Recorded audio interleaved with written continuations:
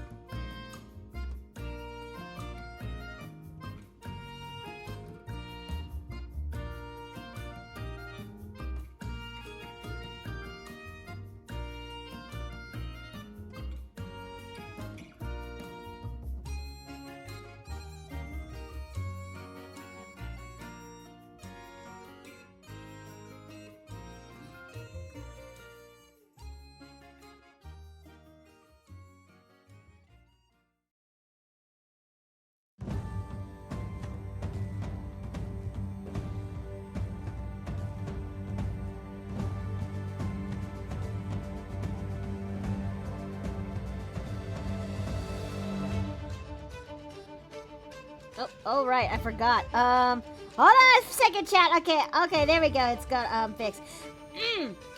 How's it going, everybody? Welcome back into the Paper Plane Inn. I'm Dakota New, and thank you guys for waiting for me to come back live. It is so good to see you guys again. I hope that you guys actually had a good, day today. And hello, Warmers. I just got back from my football game in Sub-Zero. Whoa, that is, oh, wow. Oh, goodness, gravity. Okay, Retro, you might want to I hope you stay indoors, bundle up freely, and get yourself plenty of hot fluids to drink because, wow. Oh, that is, that's a little concerning. I'm not gonna lie. Yeah, there she is. Get her. Wait, Biggs! Hold on a bit. Biggs! Wait, Biggs! Hold on, I need to... Hold on. I need to do that.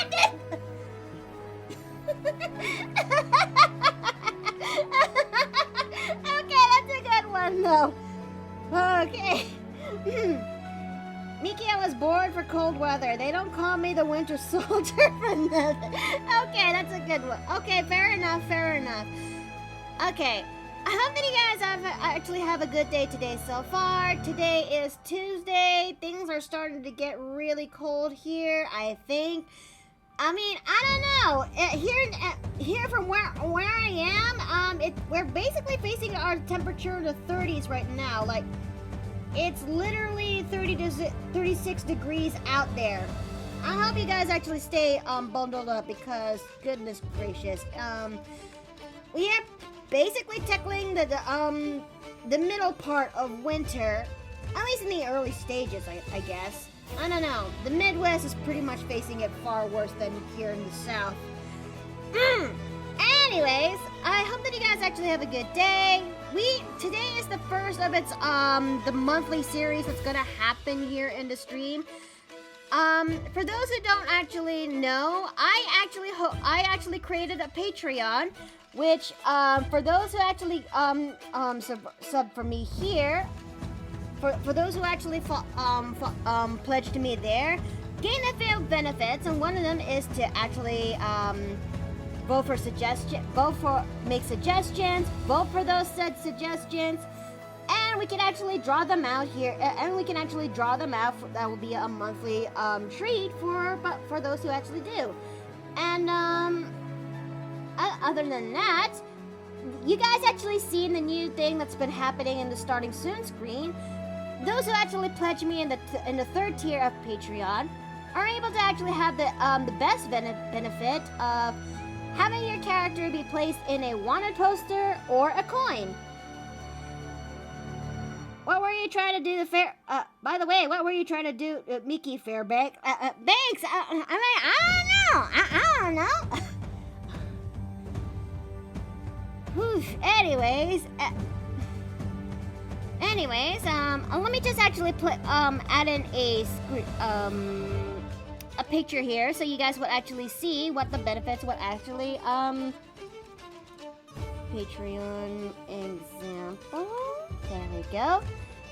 Let me just go over here into my Patreon rewards. There we go. And this is what you'll get for those who actually pledge to me in tier 3. Please, let me try to scale this thing down. This might take a moment. Okay, this might take a moment. No, that's not what I want to do. Okay. I think I done goof. I really did done diddly goof. Okay, just, I'm almost done with scaling this down. And just like that. There we go. This is one of the examples that you can actually get for those who actually pledge to me in tier 3. And you can either have your character be pledged to that into a coin, or let me just go and... Or you can actually pledge yourself into a wanted poster, which this is now finally back into the menu. But I will say this, it's the most expensive of my rewards, but don't worry, there are other rewards that could be beneficial to your budget. such as the $1 reward, which is like the common room tier, which is the general support, the early thanks to my content. I mean, early access to my content. I cannot brain. And let's see, the sneak peek to what's to come and to access to votes. The $5 tier, which is the private room key tier, because I'm an innkeeper. Keys are pretty much the element of my bit. In the private room key tier, you actually can access yourself into the not safe for work content, whether they're unfinished or finished. It's anything goes in here, but they're gonna be located into the Rose Room folder, so anyone will actually get to see that. Time-lapse videos for those who actually would see the how they're actually made and how long it actually got from one sketch to finished. Sometimes they will be there in it'll start into the pre-inking process. Sometimes it'll just start all the way in the beginning. It's worth a try to look at it. And entering suggestions, whether it's emotes, fan art, etc. And the benefit of having a 10% commission discount for whenever I open up commissions. The Grand Suite, I did tell you this before, but it also has another benefit of having a 15% commission discount. Anyone who actually pledged themselves into into either tier 1 and 2, 3, they will have previous benefits from the first tier, the common room key tier. Thoughts, questions, death threats? Okay. Well, given that I'm actually done explaining, how about we actually get to work when it comes to the patron rewards? We are actually going to be tackling ourselves two things today. One is an emote, which is the only one that is suggested so far, but that's okay. Another one will be drawing out Violette, who's going to be featured for this year for celebrating the Year of the Dragon. After all, she is a Dragonborn. Sounds good to me? That's good, that's good. Okay, I definitely need to go to the tavern music that I could actually go to. Okay. I swear, I definitely find really good tavern music that isn't copyright free. That is basically copyright free. Yeah, you'll do. Alright, Golem, switch that up. Thank you very much, Golem. Alright. Now that we got that out of the way, how about we actually go into undeafen ourselves in Discord and switch over to the podium. Will Azura be next? That'll be nice, but look, that will be nice, but it's up to the people who would suggest that for the next time I do the next month emotes, if you will. Well, anyways, next month's suggestion. Yeah, my bad. Oh, Teriyuku, hi! Hello. Hi, it's been 6 million years! You doing okay? I don't know if it's been that long, but I'm doing well. Okay, now I need to go into emotes, so we can actually start making the emote for this month. That is the, okay, it's loaded. Oh. Okay, that is, let me just turn that off for a bit. There you go. Gift emotes. There we go. That'll do. Okay. I make no promises. Fair enough. Okay, so let's actually get to work when it comes to this emote suggestion I got from Patreon. And let's also turn on the screen share in Discord, because I'm not gonna make the same mistake I did last time. Anyway, okay. Now, if we actually look back into the suggestions that I actually add in there for emotes, this one is going to be a bit of an easy one. And that one is going to be Gremlin chewing on a pillow. You know, I haven't done much House Gremlin emotes, so this shouldn't be too bad to actually make. I just need to find yes, there it is.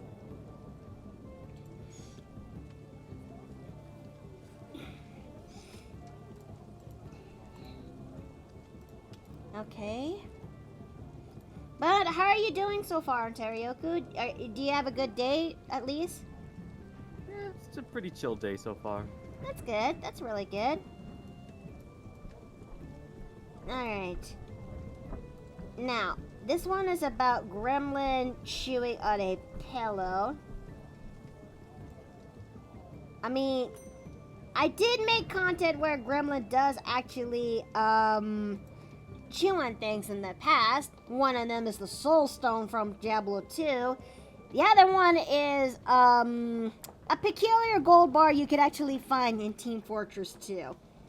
Yes, Banks. It's the Grim. It's Grim. It's a fan favorite of the reoccurring element into the paper plate in, and that's the Grim, and that's the House Gremlin. Ah! Ah! Ah! Oh, okay. Hi, Shads! Hello. Hi, you doing good? You had a good day today? I just wanted to drop on by because I heard there was the arts being done. Aw, thank you. Well, it is. Today we're actually tackling patron rewards. Oh, really? Mm-hmm. I'm actually really proud of you setting up that Patreon because it looks like it's doing pretty good for you so far. I know, right? And I did not anticipate I did not anticipate the little victories that came in the way. Indeed. All right. I hope I actually got this thing right. The first one we're actually doing is making the House Gremlin chewing on a pillow. Is that an emote? Yep.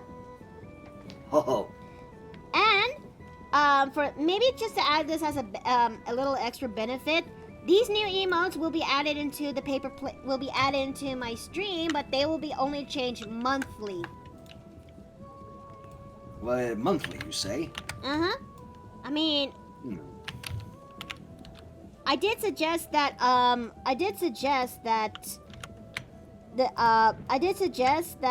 when it comes to the paper, let's see. Okay, I cannot braid it at the moment. Why is she eating your feathers? I mean, I don't know. I threw this out there, the suggestion in my Patreon, and that's one of the suggestions, and that's the only suggestion I got. I mean, would it be nice if I actually had more suggestions just so I could actually implement them in a vote? Yeah, but... I mean, you could have me, Smug-Face Furbulge. Of course you would.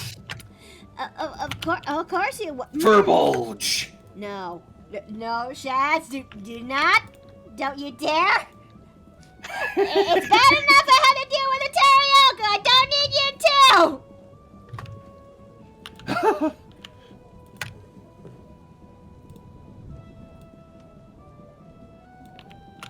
You better not.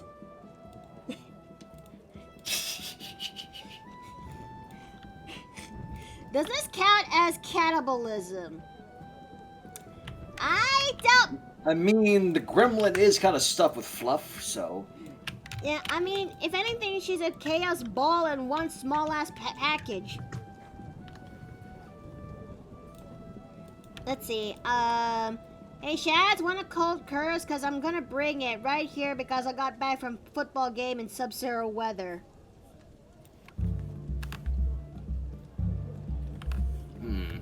I don't know if I understand the question. Retrofox just came back playing, soccer. I mean, got back from playing a football game, but the weather out there is in the sub-zero degrees. Ah. Yep. No, Retrofox, not you too! Why? Why is this a thing? Why is... Furbulge!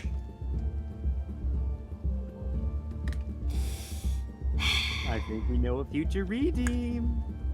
Okay. Okay. Okay. Okay. Okay. Shadow. Yes? The inverted shadow. Yes? You're my friend. You're my best friend. For the past, almost 10 years now. Holy shit. I love Yes. you. But at the same time, get in the church!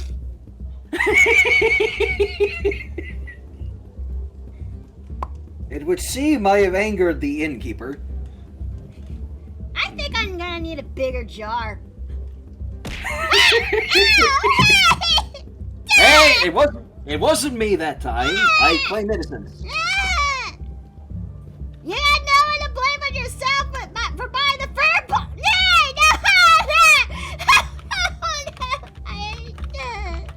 Alright for the screaming. Well, I don't know. Tell it to Shaz. It's now in the jar. Ish.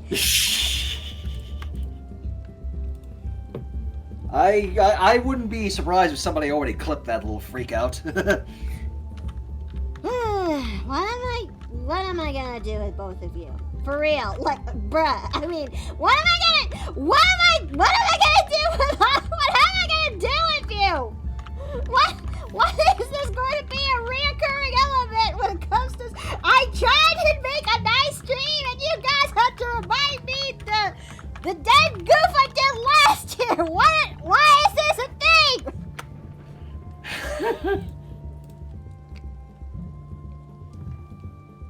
We're just here to make content for you.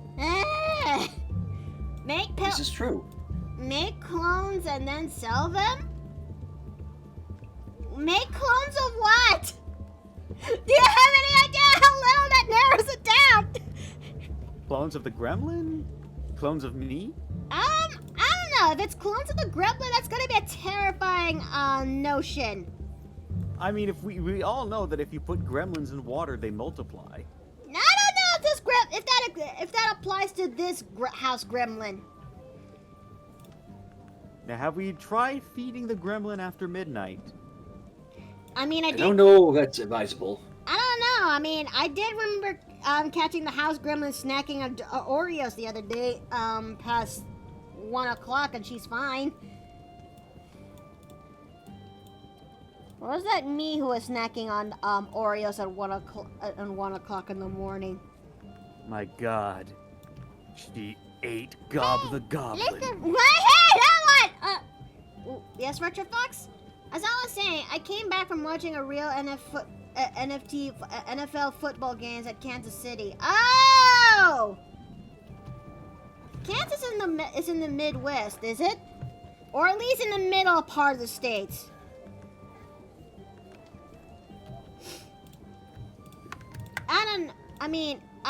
I asked because I remember Dom telling me that the Midwest is feeling it much worse than the South. And I would know since I live in I think I would understand a bit since I live in Texas. Everybody handles temperatures differently. Yeah. And Texas has been hit by a large amount of cold, and you are dealing with not Groundhog's Day, but Cruise Day. Well, yeah, Groundhog's Day is it coming up, or am I imagining? Or It's February 2nd, but the joke is that if Ted Cruz goes for a vacation while Texas is storming with winter storms, then you get 6 more weeks of winter, and everyone has to kick Ted Cruz in the dick. No! Don't kick the groundhog in the dick! Yes, kick him in the dick. He's a horrible person. No! No!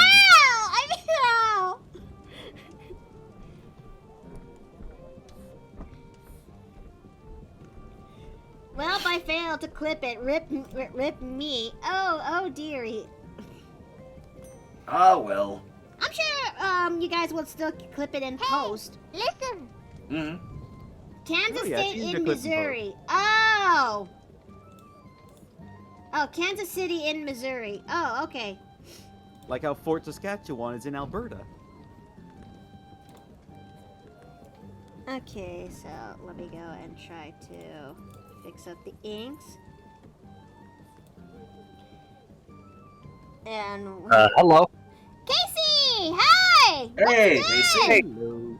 Hello, everyone. You know, it's still kind of funny to see Shad's in this predicament in the same jar. I mean, I made He's him. even upside down. I think that's funny. Yep. I You act mean, as you if I'm jacked on complaining. top of your top hat, or is it like Yes. squished down? Yes. Like I said, I think I'm gonna need a bigger jar.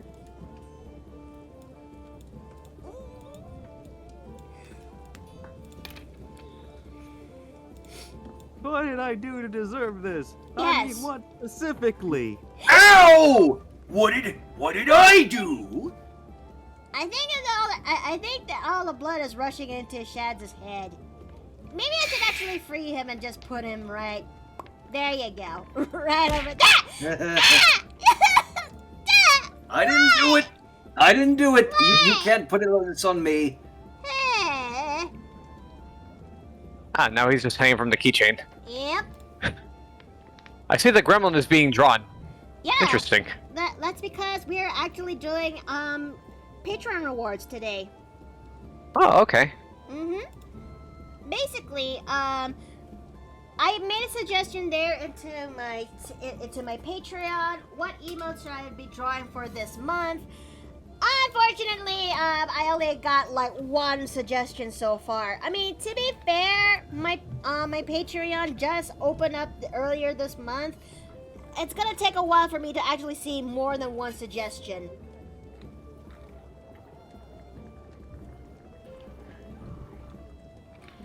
I'm curious, but do you use the same base for the house gremlin in any drawing she's in? Yes, Ah, it saves I was just a little time, you know? curious. It saves. Yeah, that makes sense. Wait a minute. Hold on. Just had a weird thought. Okay, there we go. I think it adds to the humor for the house gremlin. I mean, she has a very basic shape. And I Kind of like Popico and Peep-a-Me. Pretty much.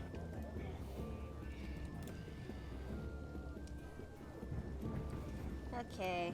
Ah! Well. Huh. Sorry there, fellas, but I'm going into a tunnel. Oh boy. It's only fitting with how this is the house gremlin being drawn here.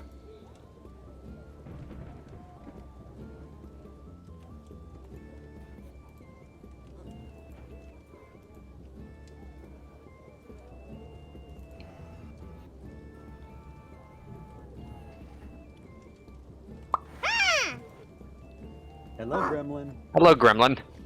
Yeah. It's a cake. Welcome back, Gremlin. Ah, wait. It's me! Afterman is gonna be tried today! Hooray! Ah! Hey.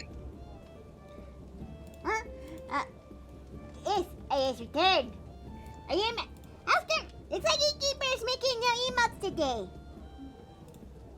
And I see that she still has the onesie, but that can probably be attributed to how it's cold. It's really cold right now. Mm. It's also good! Afterman wants to go back in bed!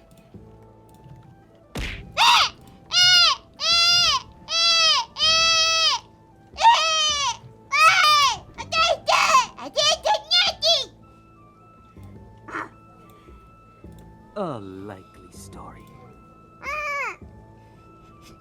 You just came in, like, literally. What'd you do? Afterman didn't do anything bad this time! This time. Yes. Mm-hmm. What? Why is everyone looking differently? That sounds suspect. I kind of just welcome how she's an agent of chaos in one way or another. I mean, I am as well an agent of chaos, but I do things in a specific manner. Afterman actually did do anything wrong this time. Afterman has been behaving.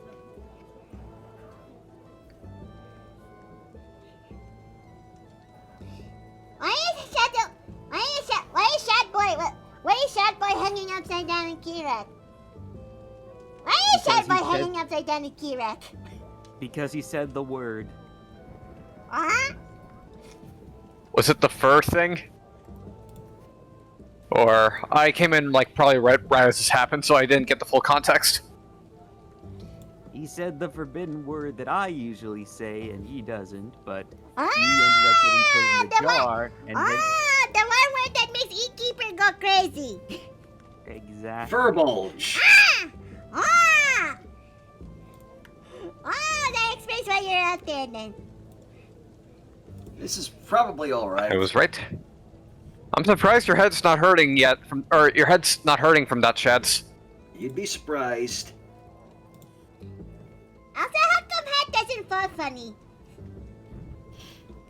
You know, I just got a realization that maybe I shouldn't be surprised because, in a weird way, like, you are the progenitor of the freaking pain train thing.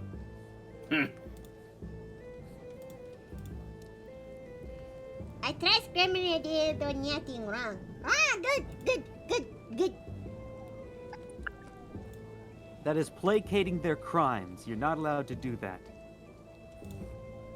Man, how screaming actually put Skittles in Shad Boy's hat the other day? What? I guess that explains why my brain was a little fruity earlier. Ah!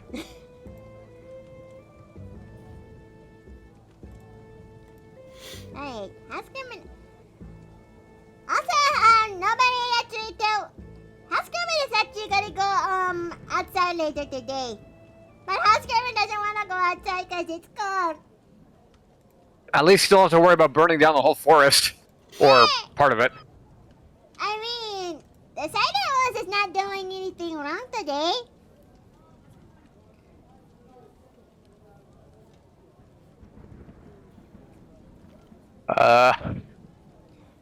Come again?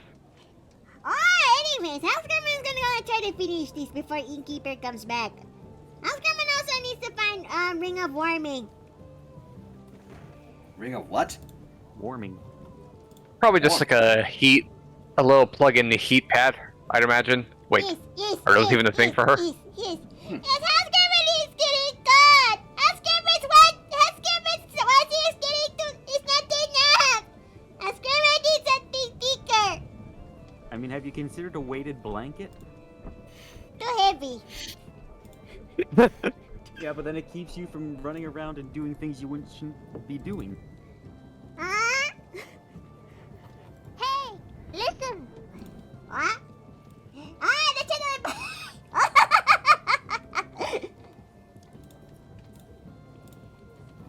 If Shad Boy's head becomes painted, can I have head painted? No. Why not? Why not? It's my hat and my pain train. Fine. Oscar is still gonna... It's almost day for sure. But House Criminals already did something, though. Eh?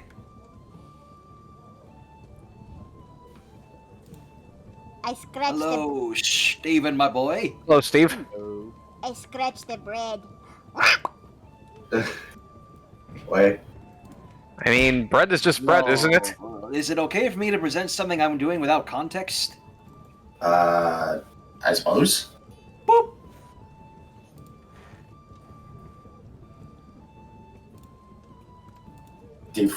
What? Hey guys, what did I miss? The gremlin scratched the bread and apparently put Skittles in my hat. On scratched bread? Why? Come on! Leave it over this gremlin!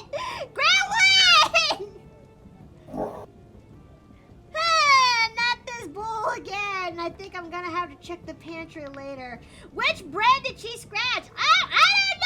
I may have to check. I just hope it's not the bread that I'm supposed to serve for tonight's dinner. It must take a while to prepare that stuff, I'd imagine. Oh, you have no idea. That is unfortunate.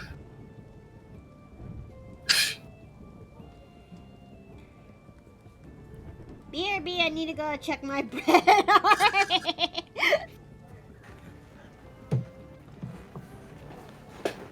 Okay, we are almost done with drawing this emo for the gremlin, which she is gonna be nomming on this pillow.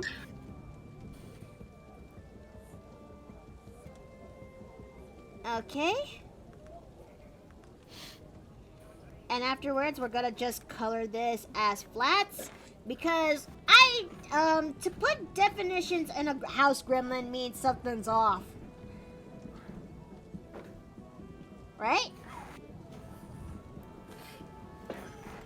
Okay. Gremlin pillow ink. And now onto the colors of the hand. Yes, indeed, Casey, by the way. Huh. Alright. Alright, Miki, how many times did Shadow say that word for you just to justify him being hanging the key rack upside down? What, fur bulge?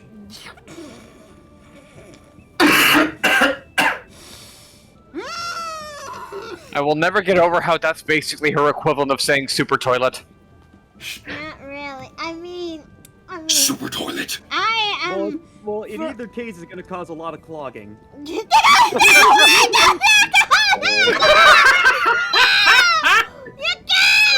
Oh my god! Yeah, there's going to be a lot of overflow there. What the fuck? What is wrong with both of you? What the fuck?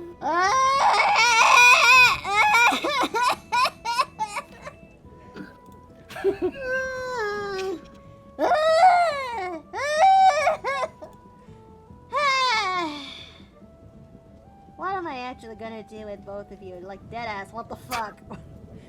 Well, Why? You both are fucked. Why is this a reoccurring thing? Because it's something that makes you react, and one of the funny things about your channel is the loud, high-pitched noises you make when you get frightened or flustered. I really hope Papa. this doesn't leave the inn, you know? Because yes, darling. Mm. Oh, thank you. I just hope that this kind of joke doesn't leave the fucking paper plane inn. This is an inside joke, and I am afeared what happens if it leaves outside of the inn. Like, how, like, what do you mean, like, getting out? Like, people actually knows the inside joke or some shit. I mean, there's people watching this, so knowledge is there. And the times it got referenced on Twitter. I'm boned, am I? Oh, Like no. a fur bulge. And you wonder why you never left why I never took you out of the jar. You're the one who used the wording boned. You set him up, I make the rebound. Yeah, you kind of walked into that one, given the context of the object in question. Nothing wrong with a little low, very hot beat. It's more than okay. I'll have you know it's the perfect cut. It was the perfect middle between Beasley and Man. Okay, okay. Like What? Iron Fur Bull. bulge? Yes.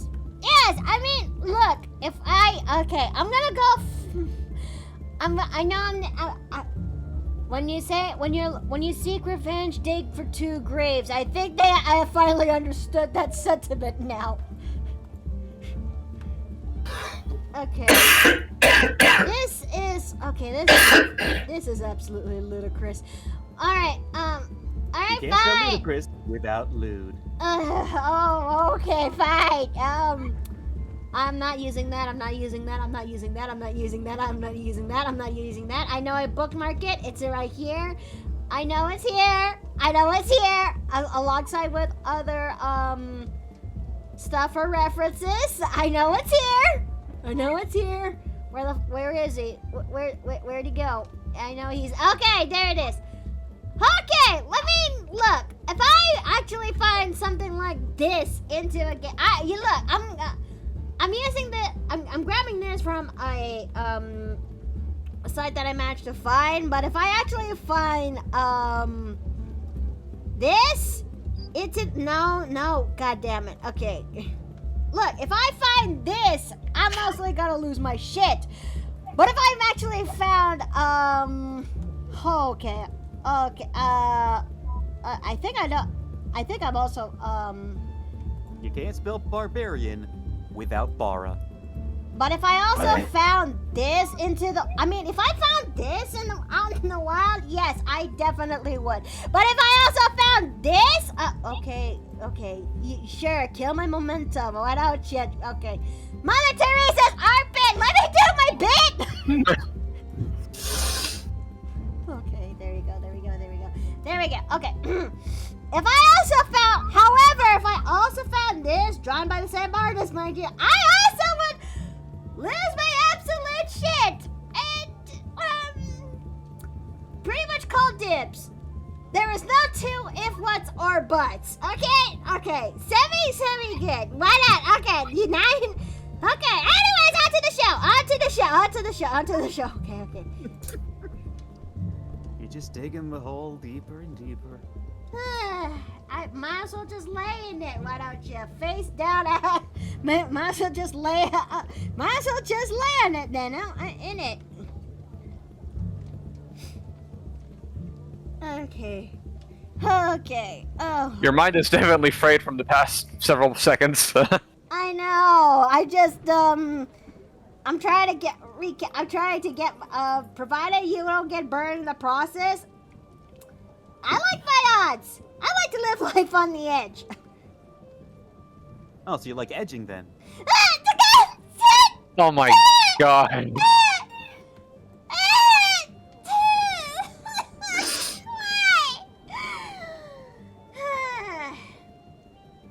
And you wondered why you never left the jar. You make it so easy. Can it get any worse? Never say that. As a D&D player, you should know never to say that. I think it's a little late in that category, Ontario. Cool.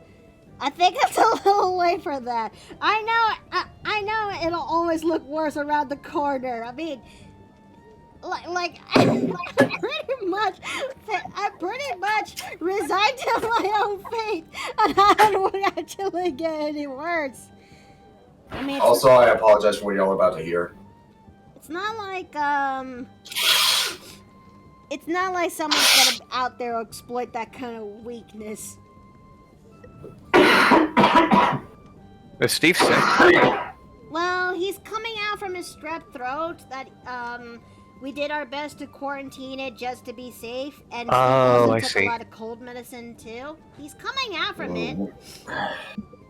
Well, I wish him a swift recovery. Mm.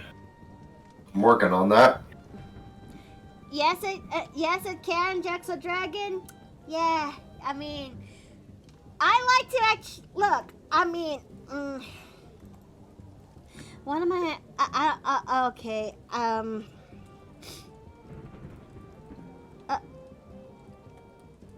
Emote, gremlin pillow, emote. Look, I welcome anyone to actually try their luck and try their luck and see if they can actually see if they can actually try their luck and what? Okay, I can't brain. I'm trying my best to concentrate, but I can't even brain. Okay. Oh, you got something else on the brain, hon? No, hold up, hi. What? That's an honest question. Maybe. Such as? Anyways, I got Papa. I mean, look, I'll be finally honest with one thing. I like beefy guys, okay? Call me the most basic woman out there, but I've been spoon-fed with lots of beefy guys growing up in movies and media that are featured in the 80s and 90s and the 2000s. I know that I'm not beefy though. least not anymore. Well, honey, you're the right kind of beef for me, okay? The right amount of beef for me. Okay. Good boy. But yes, look, call me the most basic woman out there, but I've been spoon-fed with a lot of guys who are very on the beefy scale from the movies and media of the 1990s and 2000s and possibly 80s too. Yeah, I like my guys with a little bit of extra beef, okay? You know, that leads me curious. That makes me curious about something, even though you're probably not all that familiar with the game I'm about to mention. Huh? Have you seen what Rex looks like as his older self in Xenoblade Chronicles 3? Or its DLC, for that to be more specific? Oh, Yeah? I know what you're talking about. Wait, was that? Yeah, I heard from the Yeah. innkeeper. She did. Thoughts? I'm just curious, considering what you just said. He's not bad. Too bad All right. he's taken, though. With 3... Huh? Too bad he's taken, though. Ah, By canonically, 3. yeah. 3 of a kind, mind you. Oh man, I see that. That's definitely left the target audience of the Xenoblade fandom. Jeez, I'm really glad I didn't get spoiled on that before I beat the game. Wait, what is that? Okay. Alright, we finally finished up our emote that is with Gremlin with a chewing on a pillow. Thoughts? Do you think it would make a little bit more sense if the pillow's a little bit dampened on where her mouth should be? Yes. Yes. Maybe? Like, I think it's fine with how it looks like a cartoon gag kind of thing, but... I don't know. Maybe just around the mouth.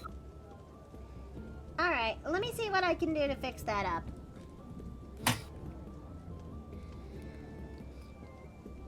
Anyways, I'm surprised you know about that, Mikoto.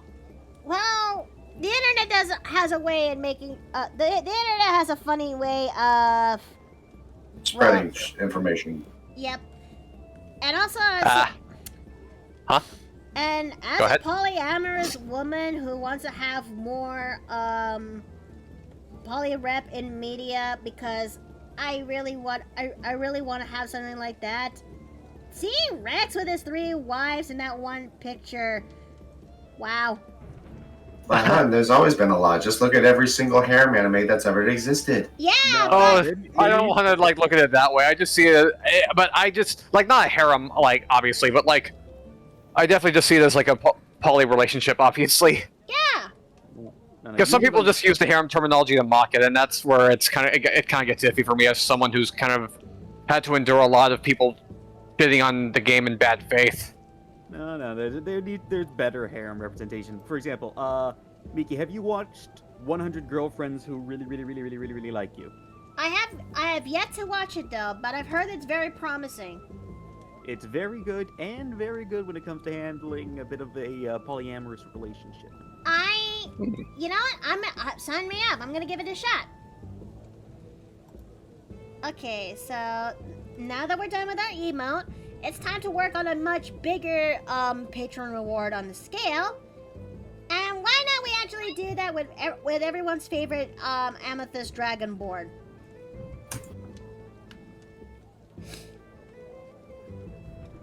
Okay. And let's actually get to work on making Violette. Yes. Why not? I mean, That figure. I'm actually surprised. I know it's just a sketch, but... go ahead. Oh, no, I can wait. What are you saying? I was just commenting on, like, just from the sketch alone, the figure looks kind of nice. I mean, I intended to have Violette to be a little bit in the bottom heavy scale, if you will. I guess that's probably just something that speaks to me, personally. I'm actually... We all got preferences. We actually do. Yeah. I prefer mine to be a little bit in the hourglass or pear-shaped.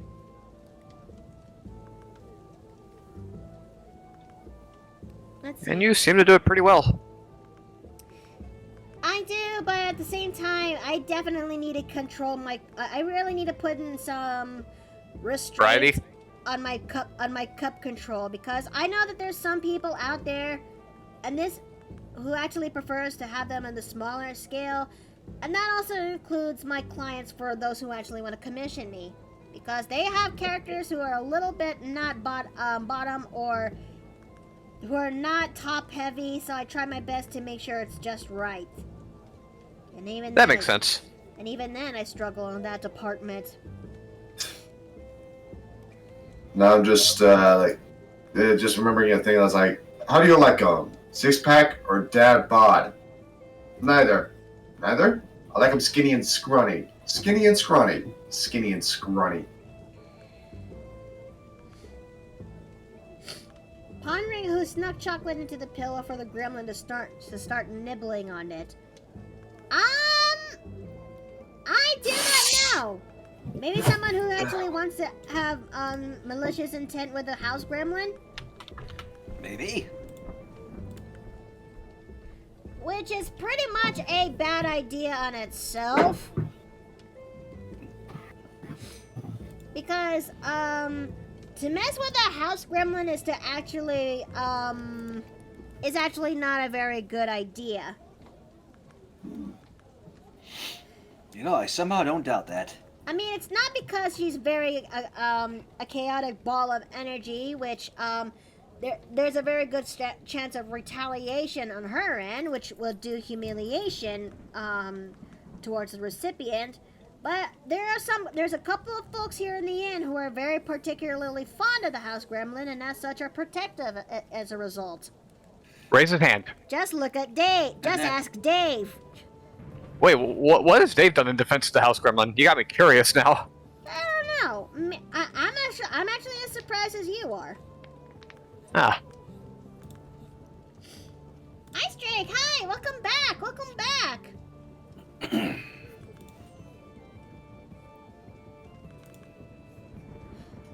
And I will say this, though.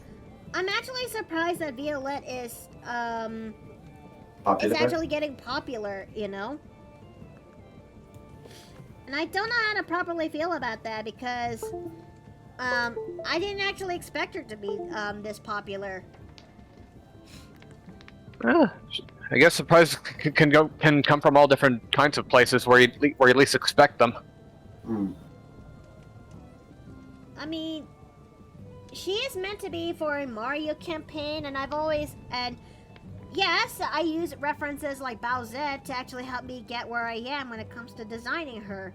I did not actually anticipate the level of popularity on, the slow growing popularity on her because, well, I actually thought that those who actually make characters best suited in a Mario campaign to be the ones that are on the popular end. And by the way, since it sounded like you were referring to the photo from the end of Xenoblade 3 earlier, I thought I'd mention that this is what I was mainly referring to, because there was that, and then how he looks like sometime later in the DLC expansion for that game. I put in the text chat for the voice channel. Okay, let me take a good look at this.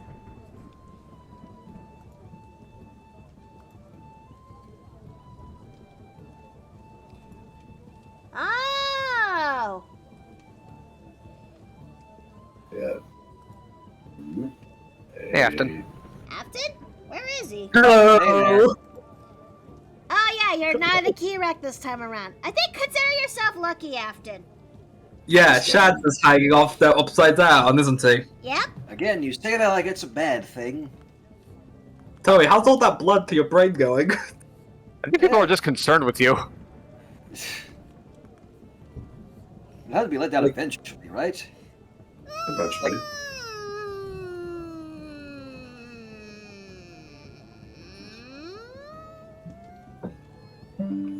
Maybe. We'll apologize on the brief delay. I was cooking food. Fair enough. Also, what is Shads? What is this? It's something that I'm working on with no context again. I really want to do a Gary's Mod stream one day. One, to actually get back into the groove of things. 2, to putz around. 3, to learn how to animate again because it has been 6,000 years and I can feel the rust creaking in my veins. But I'm sure they Honestly, had a good experience. I was gonna say, like, I've actually been contemplating seeing if a Gmod stream can actually help me motivate myself. I need to get back to doing those myself. Yeah, because like,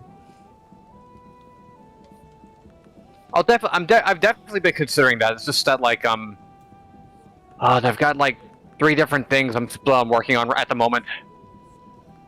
For one thing.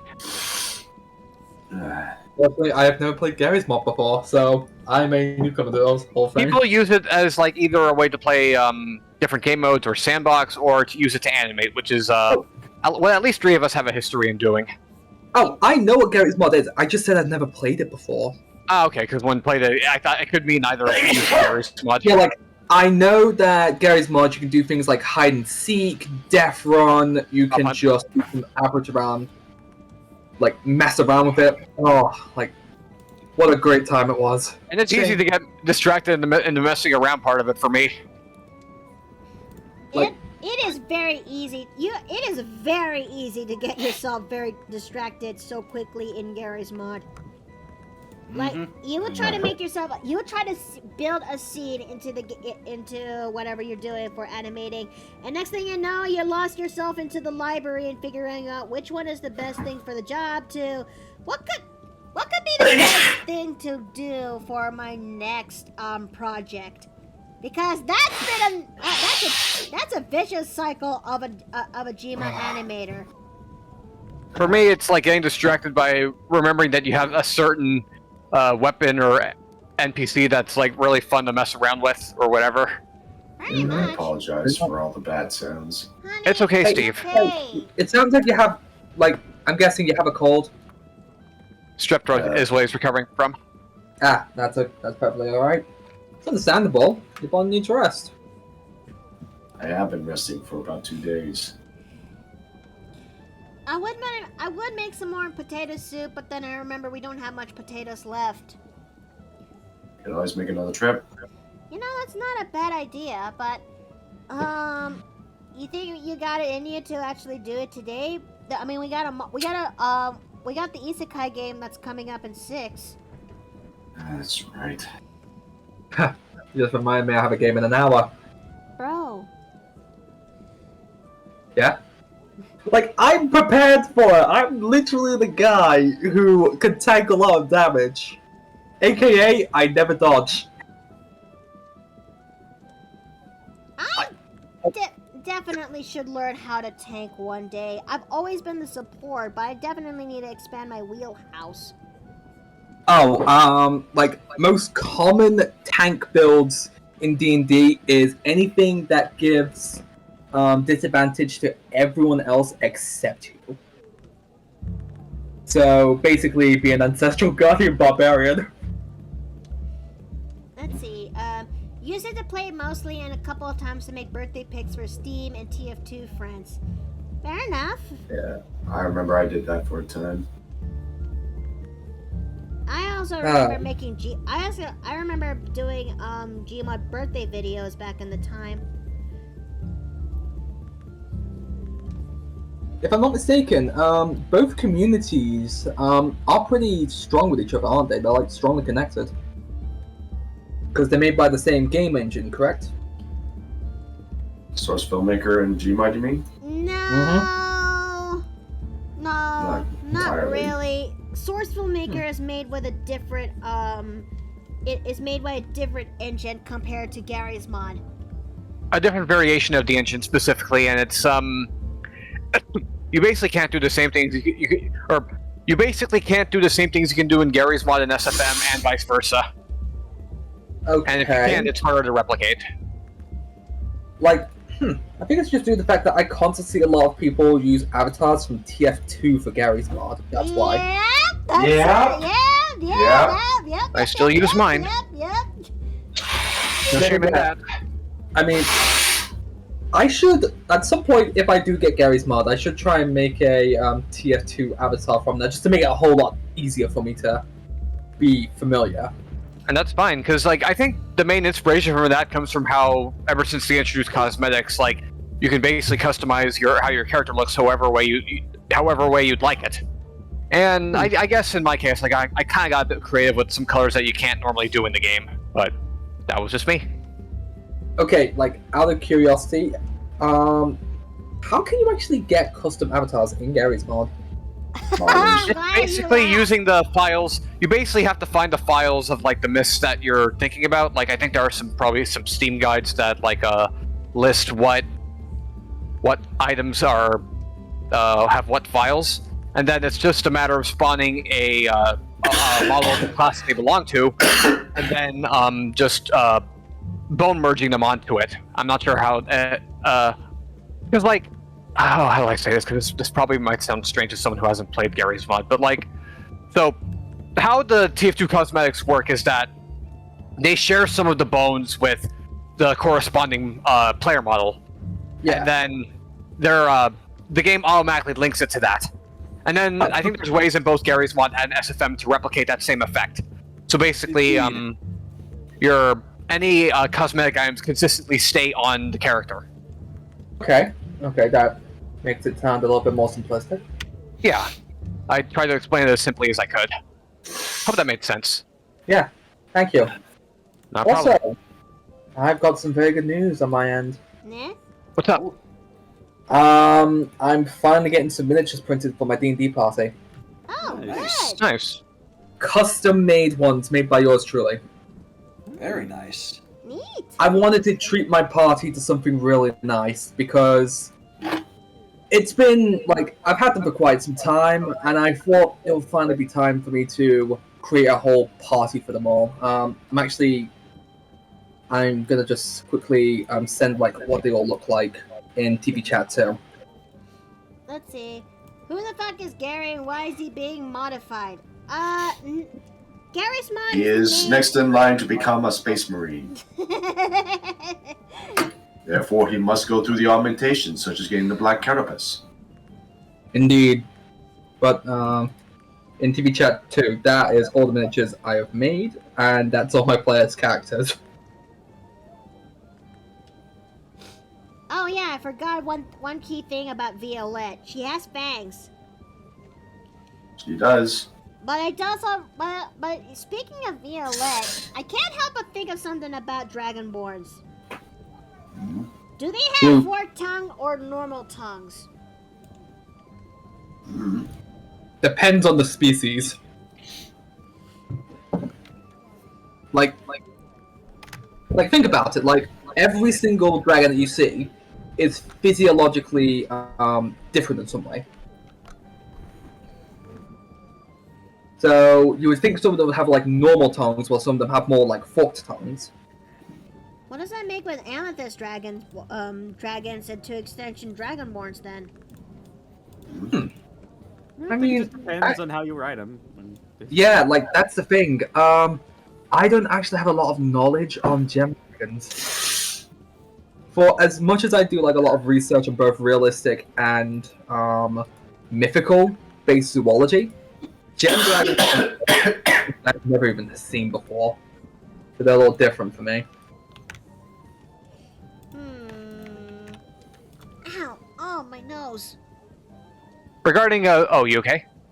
Yeah, What? it's a little bit on the dry end. Oh. Probably put some lotion on there, maybe. Yeah, Mhm. yeah, that's not a bad idea. Maybe a little bit later or something. Ow. Oh, let me save first before I actually continue further. 4 targets are for UNT. You can give that to Mary. Mary Mary is half elf.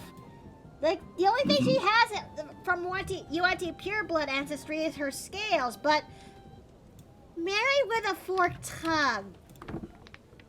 That's an interesting thought. I'm picturing it right now, and I'm giggling at it. Regarding how Viola has fangs, I thought of like something to chime in on. Yeah? I'd imagine she probably has to be careful if she ever Do acts of service? yeah. I don't know if like even just describing the action is Twitch safe or not. I'm sure with some level of workaround, she could basically make it work when it comes to acts of service. Yep, acts of service. Yep. Acts of service, quote unquote. I mean, am I wrong though? Teriyuku's gone. Nope. The mummy has disappeared, dissipated into beetles, and flied away. I hope he's doing okay though. Hope so as well. Yeah, like he didn't say anything either, so I thought that was I'm odd. sure I'm sure He he'll was be hoping to doing be okay. alright. He's welcome to come back anytime. Hey, there's a Catman. Cat! Hold on a minute. You guys are way too close for comfort. Okay. Excuse you. There you go. I was gonna say you might not have to worry about that because I was about to take my leave anyway because first I have to go check on my birds and then I gotta do stuff like I gotta read into some things that are important for my impending semester at university. Fair enough. So. You at least have a good day now, okay? That's all I Yeah, ask. and at the very least, I'll see you on Thursday. All right. See ya. See ya. Take care, everyone. Laters. Okay, now Violette has. Okay, now Violette has 2 wispy areas in her hair. We're gonna make this one as a poster because I feel like it's a big, since this is to celebrate Year of the Dragon, it deserves to have the full poster treatment. Huh. Like, it's actually kind of weird. It's actually quite interesting to now see a quote-unquote waifu character being made because recently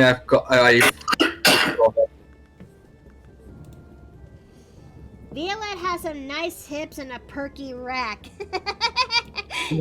This is true. I mean, I intended Violette to have like the pear-shaped build because one, it has not been utilized much compared to the rest of the girls I've made, so why not?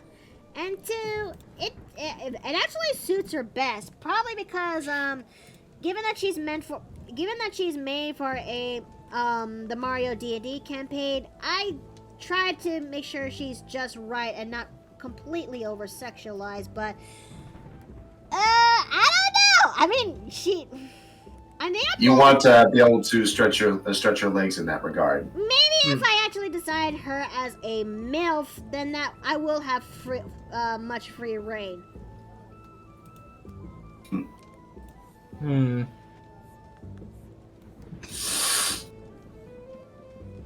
Although, here's actually an interesting thing. Like, would you here's a question I normally ask anyone.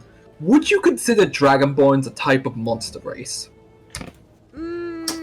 I would say yes, but only because of the fact that it's essentially they were made, not created like by like a god or something like that. They were actually made. But what does that make with Violette and her family? I don't know. I don't know how Dragonborn work within the Mario campaign. I mean, like, I've kind of always had the that official stuff that you went through, right? More or less.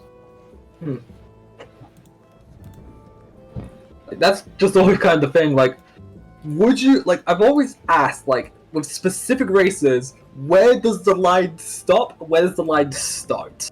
For like specific races, like, where does it border from, like, humanoid to demi to monster?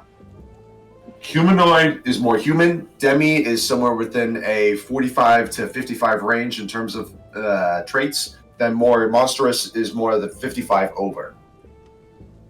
That's what I'm kind of thinking here. Should I actually give Violette should I just give Violette the side braids on her hair on her head? I think I should. Maybe I should. Oh Do no, it. I'm Mario. I'm stuck. Bye. Okay. No.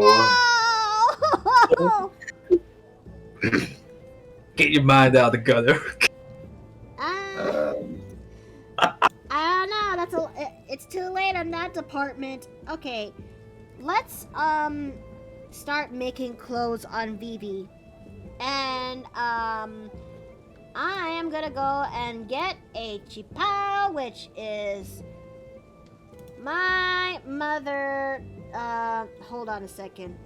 My mother told me you will do.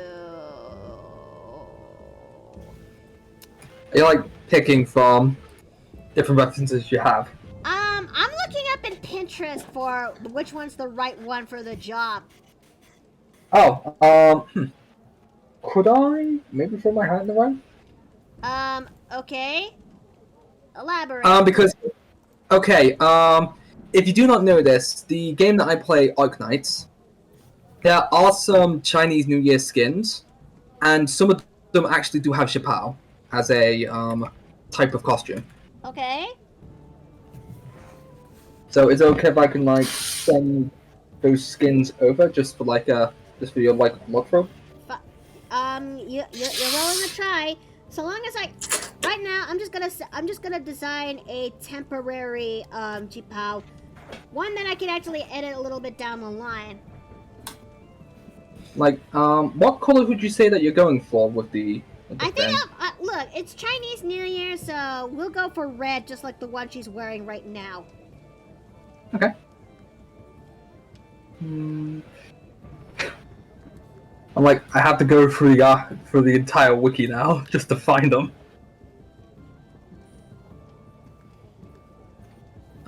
Should I put them in TV chat or out room or other art? Avantika always says always braids. All right.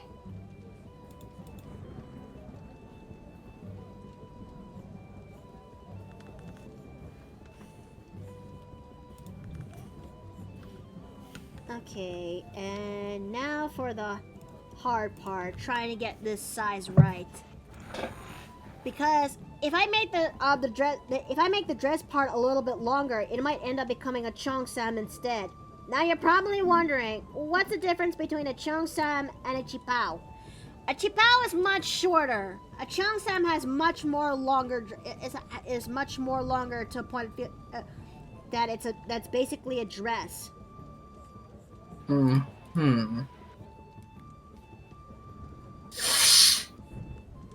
Never knew there was actually. No, not that one. That does not seem to be much of a shift. How? Let's see. Here they are. It seems Fairbanks is playing Monster Hunter World. Look at that. Hey! Banks is playing World? Seems like it. There we go.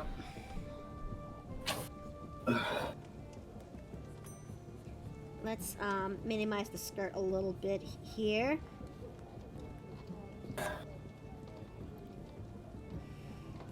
I never actually got to. I wonder if I should actually toss my ask this out there into the wild, but see, the Mario campaign had just finished season 1, and we're basically on a month-long break, just so Dom will actually have his ducks in a row, and us would have the break needed as the break as much as we need.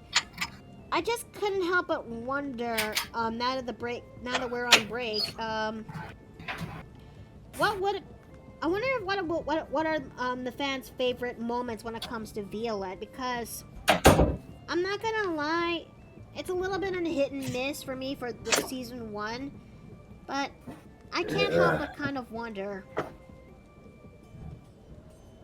Also, I just turned on a fan. Is it picking up on the mic? No. Otherwise, Okay, we good. would have actually heard it. That's good. Let's see.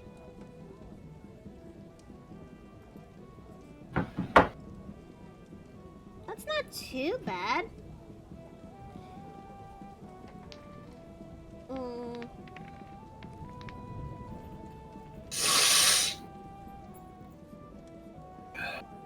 I think, for the sake of why not, I'll have her have a scarf that she's holding in her hands.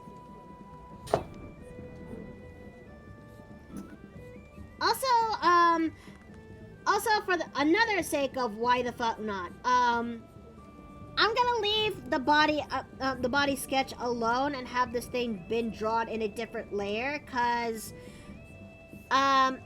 this is gonna come with alts, mind you. Nice. Mm-hmm. Because I have a tier in for Patreon that I intend to keep, and I hope that you guys are looking forward to that. Nice. All right, so let's see. I think I'll just let Violette have normal slippers for this. Nui is skilled at drawing. Okay! Yeah, okay, Rat! You can own a bakery with those skills. Could she really could? Mm-hmm. I mean, to be fair, I like to bake, you know? Yes, you do. Mm-hmm. Okay, so, well, what do you think of this one? Steamed buns. You know what, to keep up the motif of Violette, with flowers. There we go.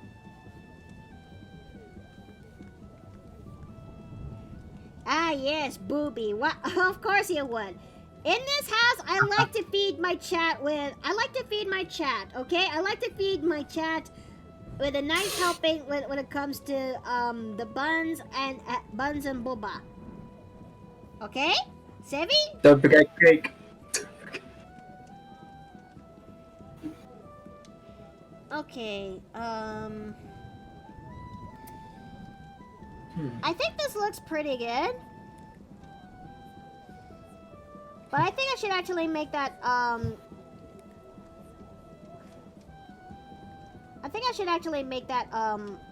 a split right over here.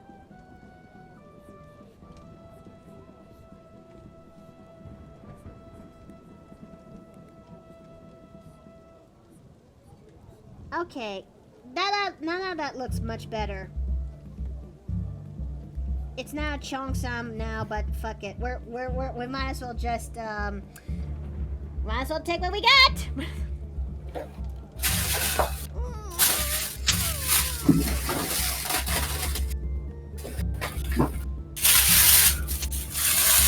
Ow. Oh, noise. Honey, you good over there? Yeah, I'm just realized something about this room. What's that? One of the cats puked in here. Oh no! Oh no! Oh no! Have any of the cats been sick recently? I don't know. But maybe they only puke if they overfeed. I mean, if they ate too much, that's when they start puking, though. Like, are they hairballs or... No, they're not hairballs, but, it's probably too much food that they ate all at once.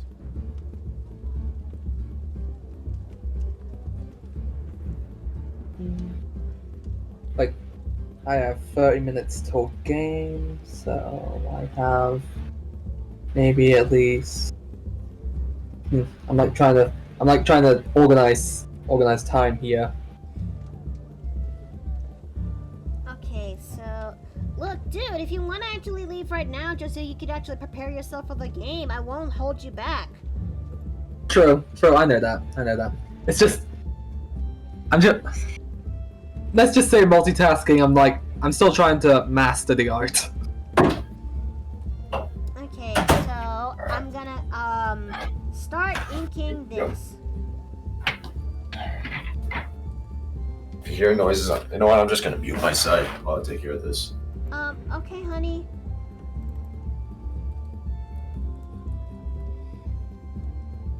Okay, so let's see. Let's go ahead and actually start drawing out the face.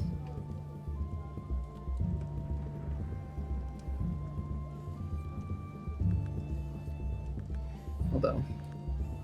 But I will say this: it actually is good to have you guys here today and actually watching me draw. And let's see. I get to be bullied by Kai and Suki tonight. Oh dear. I mean, it can't get any it's not like it's gonna. I mean, I'm sure that we'll let you off easy tonight. I hope.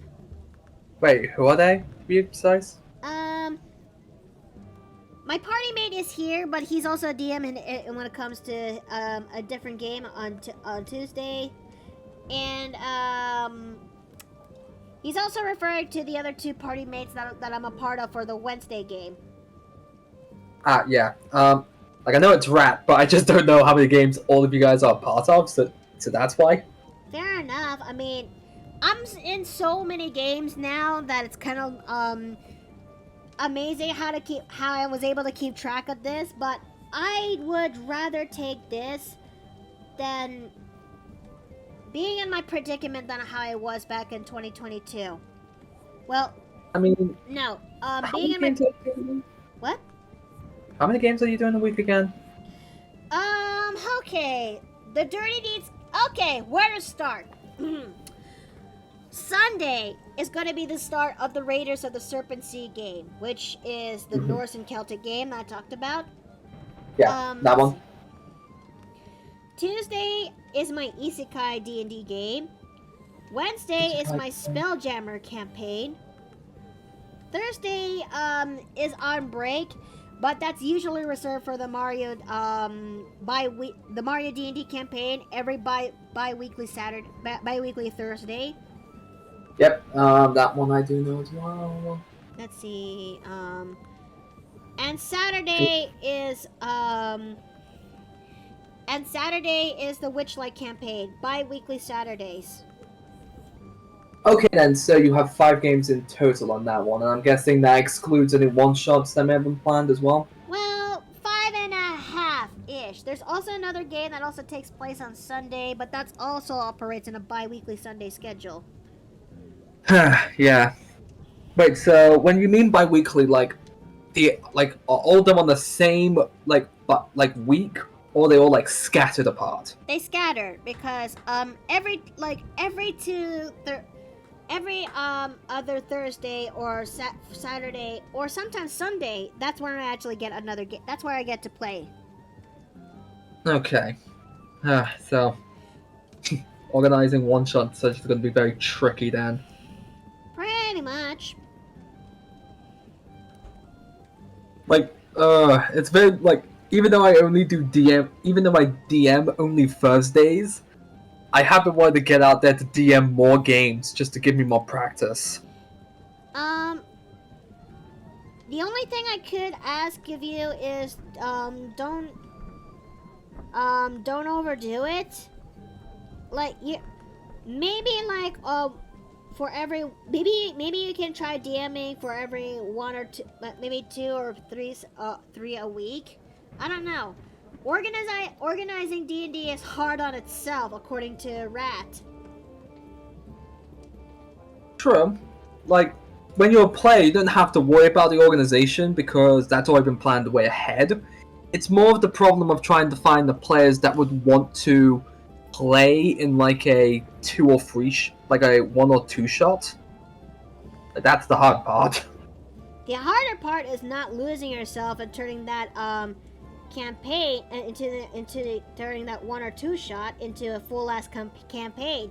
That's what happened when it comes to the Dirty Deeds campaign. It started off as a 1 shot idea, or maybe a 2 or 3 shot, but then it kind of expanded to that of a campaign for the whole year, and but it only ended since freaking back on Sunday.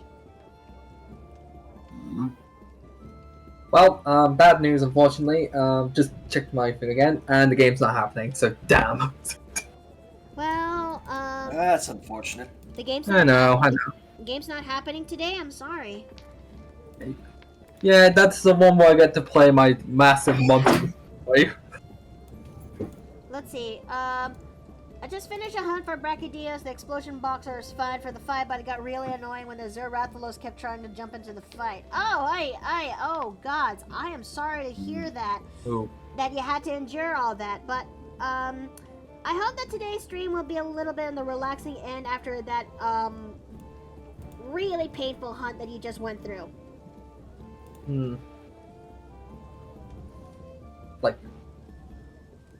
And thankfully, the only thing that I don't entirely have to worry about with making a long-term campaign is I'm gonna mostly try and do them via modules if I was gonna do long-term, but short-term, they're gonna be something small and simple,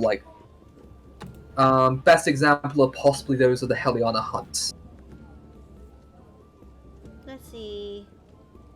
My game started as a mini campaign. Now I'm here almost a freaking year in. Woo! Dear God! There's more. But that's the thing. It depends really on if the party wants to do another go at something, and it's that's the main thing. Once the main part of the thing that you want to do is over, two things can happen. Either your players want to explore more of this world, or are satisfied with the outcome. So it is kind of like a double-edged sword, you can say. You can either continue it onwards, or just stop it there. I mean, yeah, this is true. Also, Shads, I'm putting it back on the mantle. I mean, look at it for this way. In the second before last session of the Dirty Deeds game, take this as an example. We are trying to discuss how we're actually going to get this core component that is from an arena that is tied to Mort's and Steve's characters' stories. And because they kind of basically made Super Saiyans, if you will. And Okay. And the only way, and we found out that this thing can actually that this arena that the Amazon island has is actually one major as spaceship. And if we actually remove the core and implement that into our ship, it will become a spelljammer that'll allow us to leave the demi-plane in order to take us back home. And and just by the word spelljammer was enough to actually start asking, hey, when are we actually going to be playing a spelljammer kit? Would be actually nice if we actually played a spelljammer route of the Dirty Deeds game. No.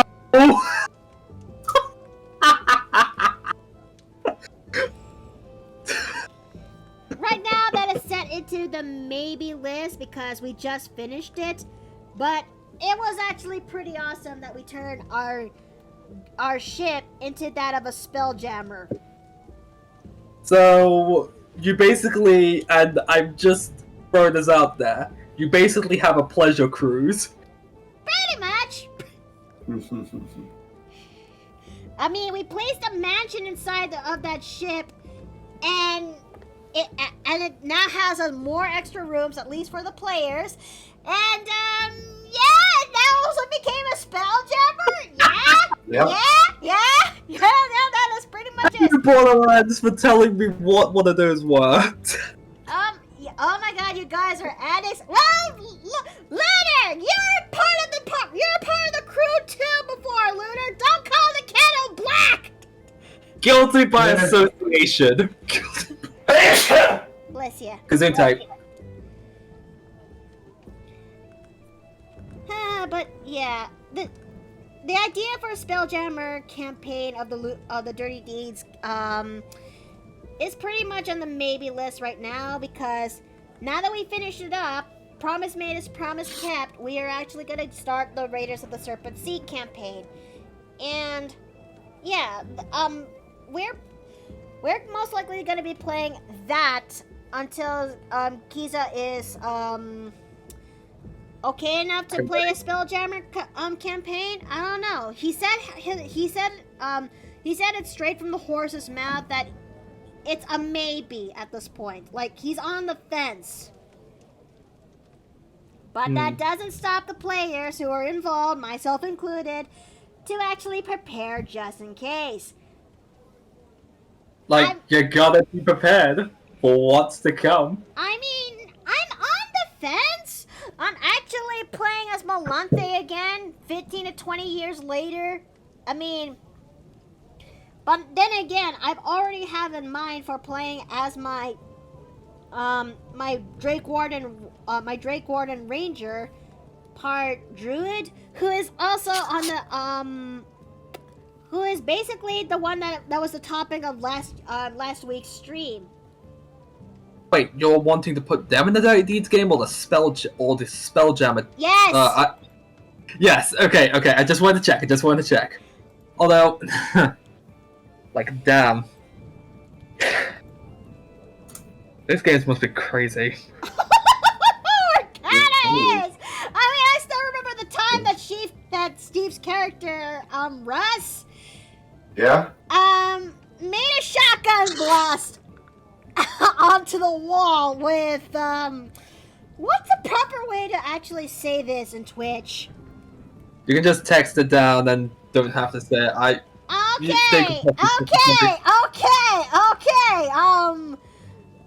Okay. Better do it by my reaction instead of breaking terms of services.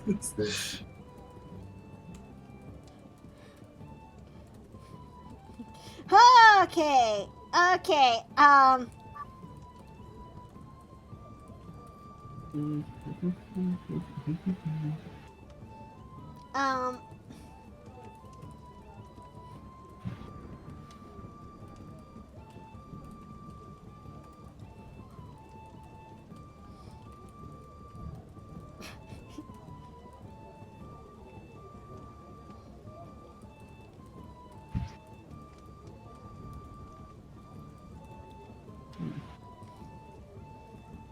It's gone quiet on mine. Okay, here we go. Okay, there we go.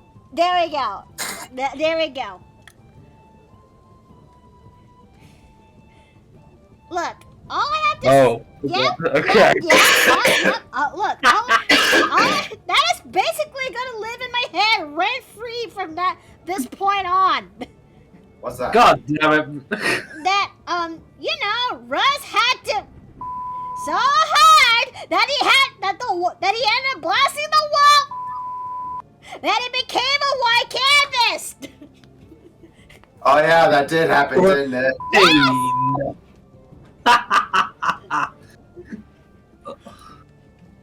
Just best thing to say is don't use a black light. Anyway, sorry there, fellas, but I'm going into a tunnel.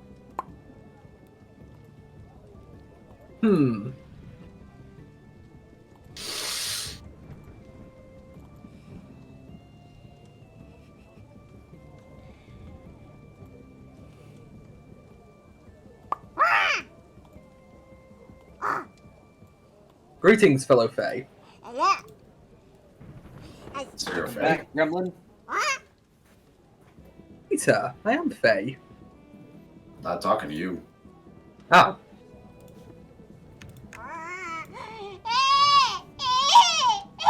It's so What good! is it? Why is it so good?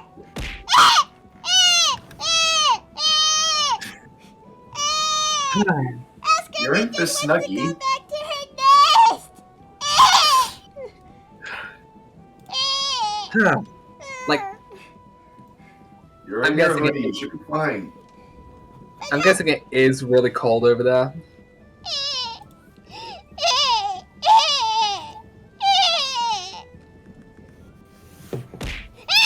Like,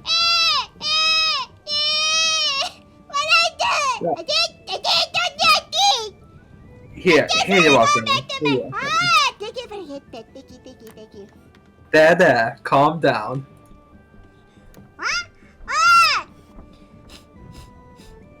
This is a new kind of cookie this time. What's that? hot peppermint. Oh no. Wait, she's getting the cold spicy? What have you done? Yes, the cold spicy. I actually feel fine. Huskman actually does feel. Oh no! What What? happened? Oh Walk into. Well, fuck. oh Oh boy. god. Gremlin got that tongue stuck by the sound of I'm things. Grim now. Wishbone. Hello. Hello, You Grump. need chocolate milk. You're looking very tiny.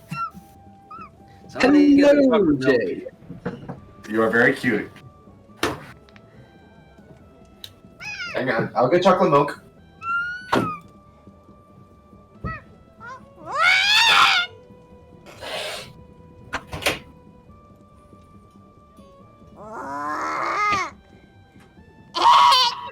Here you go.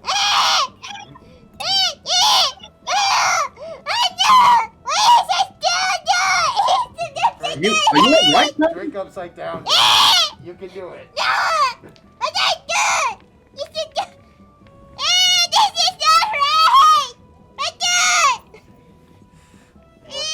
Are you upside down? You're an upside down head. Come here. Come here. Come.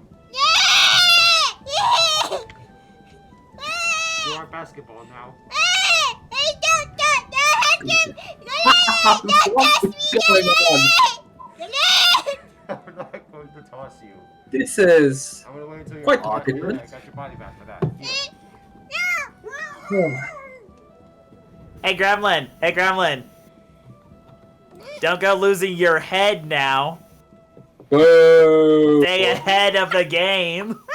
Boo. Now I'll toss you. Ready? Don't worry. You can probably take some eggnogging for it later. You want any cheese? Yes, Okay. One, Ow. two, You love that. What the fuck? give it a minute. It'd be a nice way to cap things off. You got cheese? Yes, Huskerman has got cheese. That's a lot of cheese. Cheese. Yes, Huskerman. Can I have some cheese? I like cheese. cheese. I don't question it anymore. Yes, Huskerman has got Parmesan cheese this time. Ooh, that'll go for pizza night. No, Hmm. Huskerman refuses to share. Even if I give you head pats? Give us a wheel at least. No.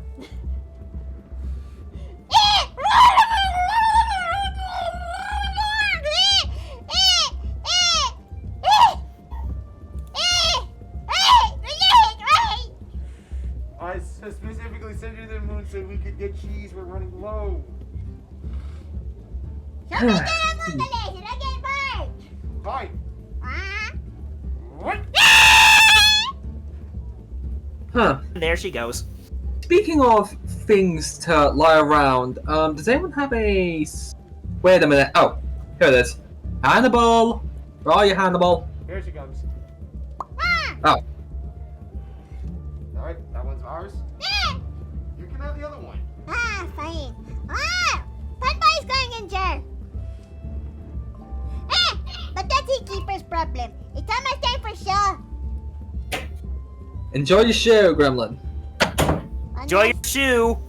Indeed. One last thing though. I spit on this. I spit on this soup. What did she say? What'd you say? She spit on the soup. Why? I don't know. Didn't you hear? Gremlin spit is actually very nutritious. It's also incredibly disgusting. Why would you do that? Question is, why wouldn't I know that? Hey guys, what? I like to know stuff. Hi, My grandma Nikki. spit in the soup again. What? But I made potato soup. I did. Oh no! Oh, my hard work. And it was potato Really, soup too. gremlin spit is not good for potato soup. If it's potato soup, yeah, it's done. It's doomed. Why do you even know that it's good? No. Why? This is a good question. I think I may have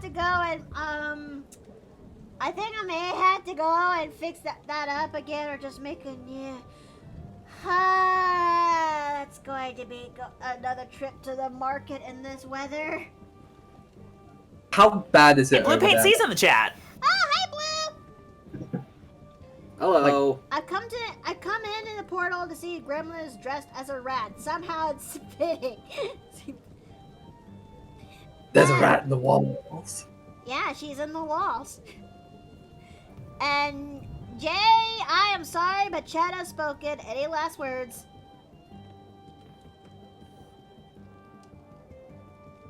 Figaro, Figaro, Figaro, Figaro, Figaro, Figaro. I know, Afton. I'm right here. Says rat. What? Oh, that one. Now there's a few rats in here now. Although, speaking of which, has anyone seen a dire rabbit recently? Ah! You saw something.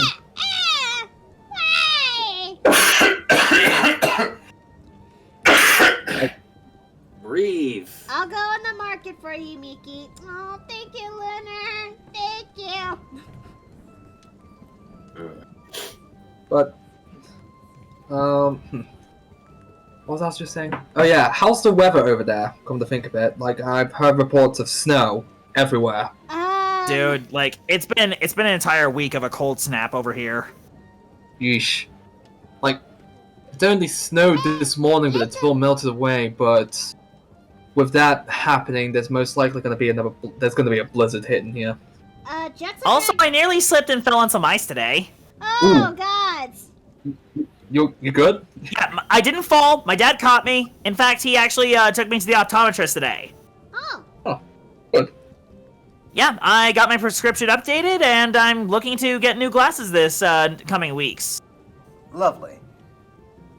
New glasses mean new style. Jackson Dragon says that, Yeah, you want to see the frame I picked out? Okay. Yeah, sure. Let's see. Jackson Dragon said Jay ate gremlin spit. That's how he knows. So I was talking about how nutritious gremlin spit actually is. I didn't actually eat it. I looked it up. I have yet to verify that claim. But how's gremlin is a ball of chaos, though? That's how you know it could possibly be nutritious. I haven't verified that claim, but again, it's something that bears research. Is normal saliva nutritious? It's full of electrolytes. Did you know that? It's mostly water, but it's full of electrolytes.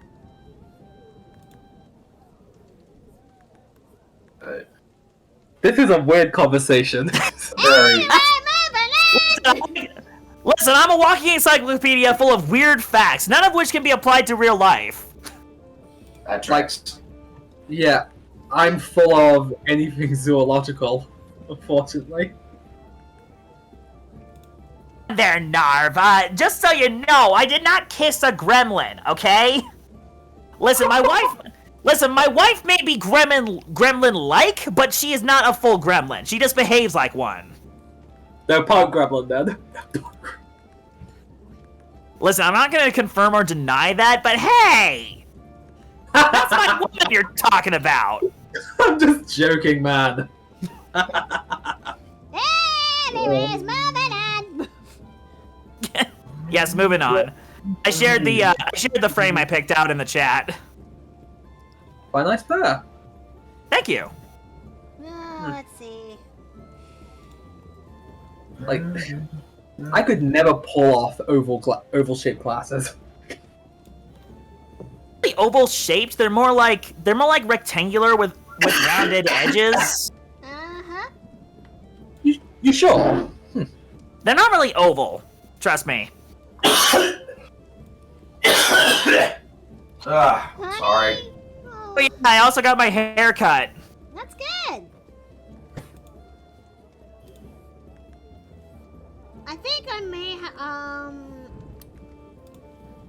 Speaking of hair, I am on the fence on whether or not to actually get myself another trim. Yeah, mine is a little too short for my liking. Mm. Maybe it's because I kind of noticed that my bang is starting to get a little bit on the longer end again. Yeah, my mom gave me a bit of a business haircut, which I'm not too fond of because I'm an artist, not a businessman. I'm not a freaking accountant. Yeah, like looking at your face, you do not look impressed. Let's see. It is. Lunar's asking if you're sick, honey. Well, that's because he's coming down with he's recovering from strep throat, but the cough. But if anyone knows about strep throat, it has a way of lingering just a little bit longer. It's not fun. What was that? Huh. Speaking of all those types of decisions, my beard finally grew back in. Oh, good. Nice, nice. Like, here's the thing. Every time New Year hits, I go through this ritual where I would shave the entirety of my beard off. Elaborate? Okay. So, like, when there's a new year, it's like a new cycle. So much like deer who lose their antlers, I would shave the entirety of my face and just let it grow back to indicate the end of a year. So, new year, new beard. Let's see. I'm growing mine out around a population of mainly 60-year-olds. Okay. It's also due to the fact that with me, it's just also due to the fact that I miss having a clean-shaven face just for the sensation. So, I only do it once a year. It confuses the hell out of people, and it's funny. Ah, okay. Like, there's a multitude of reasons why I do it, but mostly just to try something new. Let's go and make the gem right over there. I think at best we may only end up drawing the inks of this image, and the rest of the details are just gonna be done offline. But you know, it's still hard to believe that season 1 has finally been over for the Mario campaign, but I can't really help but wonder, did I actually do a good job with Violette? I think so. You think so? Yeah. Listen, you basically stepped up as our leader for the campaign. Not anyone can just do that. I mean, I never usually play as the leader type when it comes to in most D&D games. I just follow along with the plot and bunch. Yeah, you did a pretty good job with it. Sure, we had some hiccups in regards to like how we wanted the campaign to go, but it's still ultimately it was fun. I enjoyed having you as part of the campaign. Well, here's another thing that I'd like to ask though. What are your favorite moments when it comes to Violette during the entirety of the Mario campaign? Let me think for a minute. Sure thing. Okay, I will say, Violette screaming into Button's head when he started running off was really funny.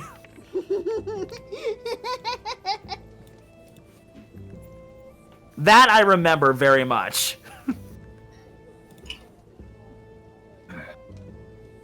Let's see. And, okay, even though you kind of failed on the check, it was still funny for Violette to kind of like fall down the mountain in an avalanche cartoon snowball sort of fashion and lose some of her stuff, including like her perfume. Oh man. That's also funny.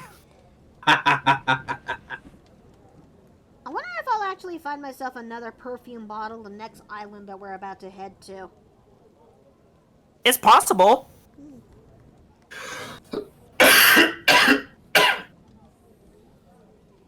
Let's see. Like, I feel like Violette is one of those characters who's funny without trying to be funny. And that's something that's very hard to pull off. Wait, really? Yeah, like, you don't do like, whenever Violette does something funny, it's never done with the intent of being funny. It's just, like, either the result of, like, a failed check or just, like, her interacting with somebody else. I do hope that Lavender can appear at least one more time, so she and Violette can have a hardcore team tag battle for a big so that she and Violette can hardcore tag for a big battle. I would actually like that, you know? Would be awesome. Fight! That yes, Violette and Lavender didn't actually have the best start. But eventually, there's some level of there's actually some level of camaraderie / respect once they actually once that thing is finally over. And I honestly do not blame you that you would love to be part of the campaign again. You can try talking to Dom, you know? Because we only got like a handful of places left to go into the map, into the world map that we're in.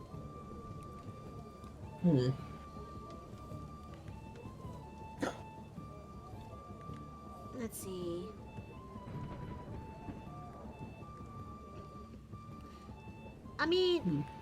But I hope that whatever season 2 is going to be, I hope that not only do we actually get some level of fun, but, well, here's to more moments of Violette that'll happen there. Also, like, I just gotta say, like, in my mind's eye, Violette has some of the most beautiful moments, you know? I know we're, like, part of D&D is like, in the theater of the mind, and I love imagining how some of her moves work, you know? Like, I'm imagining her having wings made out of light, for example.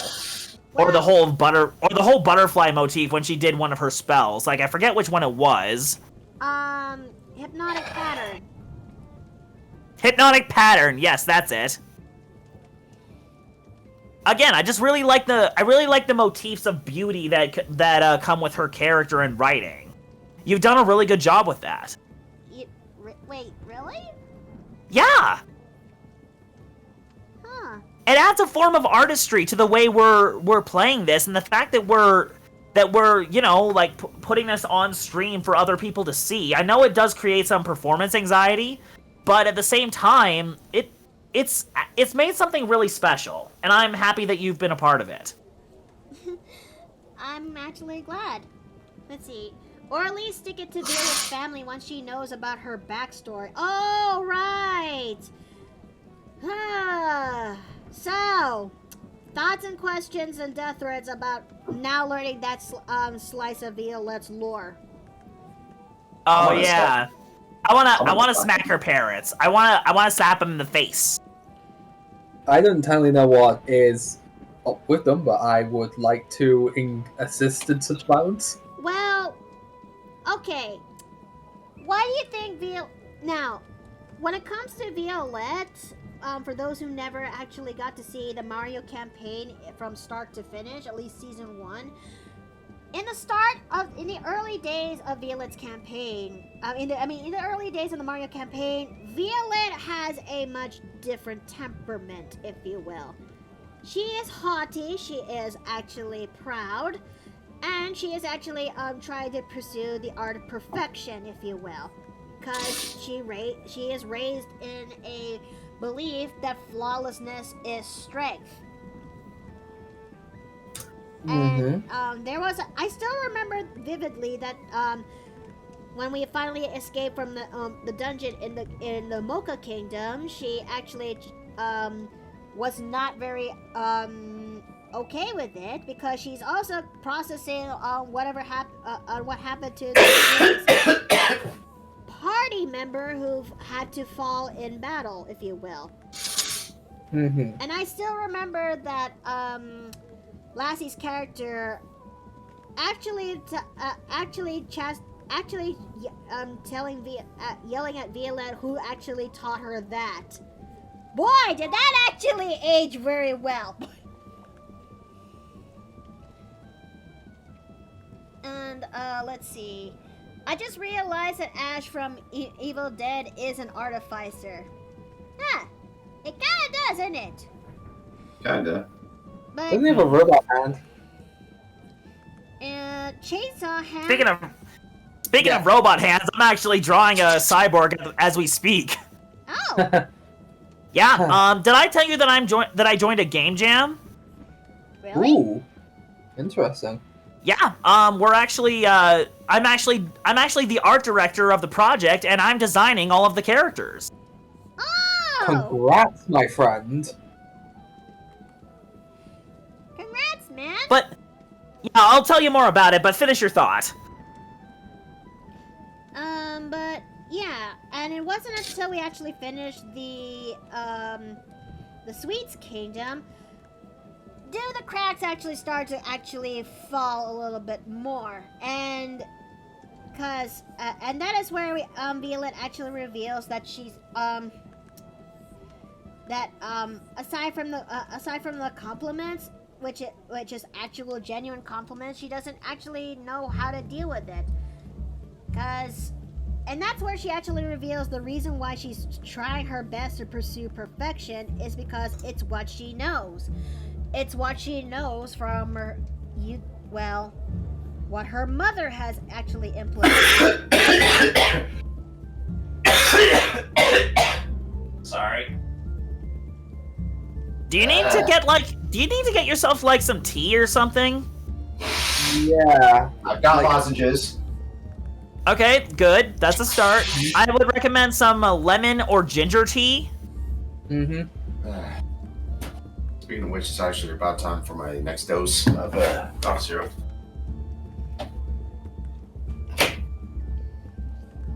So yeah, and and that's like the big step when it comes to learning a little bit more in Violette's lore. So let's see. What did Blue said? Cause if Lavender were to find out, she would have some very choice words to say to say in Violette's defense. Huh? Mm-hmm.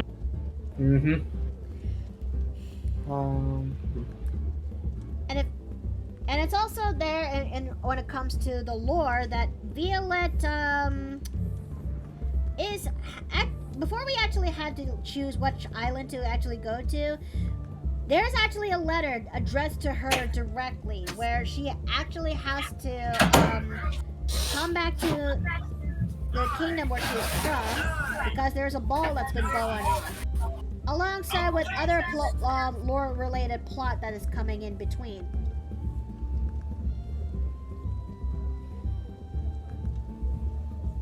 So yeah. We're going to meet her folks. This shall be. At some point, yes. Mm-hmm. But so yeah,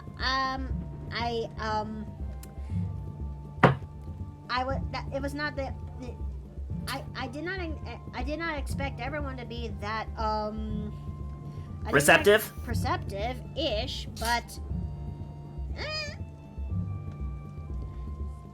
let's see. Oof, let me just stretch a little bit into the back and Yeah. Speaking of which, I'm gonna be taking my leave now because back's kind of hurt, shoulders hurting, and I'm not sure why. So I just thought, yep, I think it's time for me to take my leave now. I'm actually gonna go for a 10-minute break in my end, just so I can stand up and actually move. Oh, Yeah. okay, Afton, let me do this one more time before I forget. Yeah. There you go. You're now in the wall. Oh, come on! And here I was going to show, and here I was going to. Never mind. Don't worry, Afton. Don't worry, Afton. I'll get your revenge. I was going to say my new. No, I was just gonna. I was gonna tell a little bit more about the waifus I have, but not anymore. Not anymore. Okay. Well, Well, save it for I next shall. time. Yeah, I'll save them for next. I'll save them. But with that, I hope you all have a wonderful evening, and I hope to see you tomorrow. Alrighty. This is where I'm gonna go have a 10-minute break, so let's go and do that.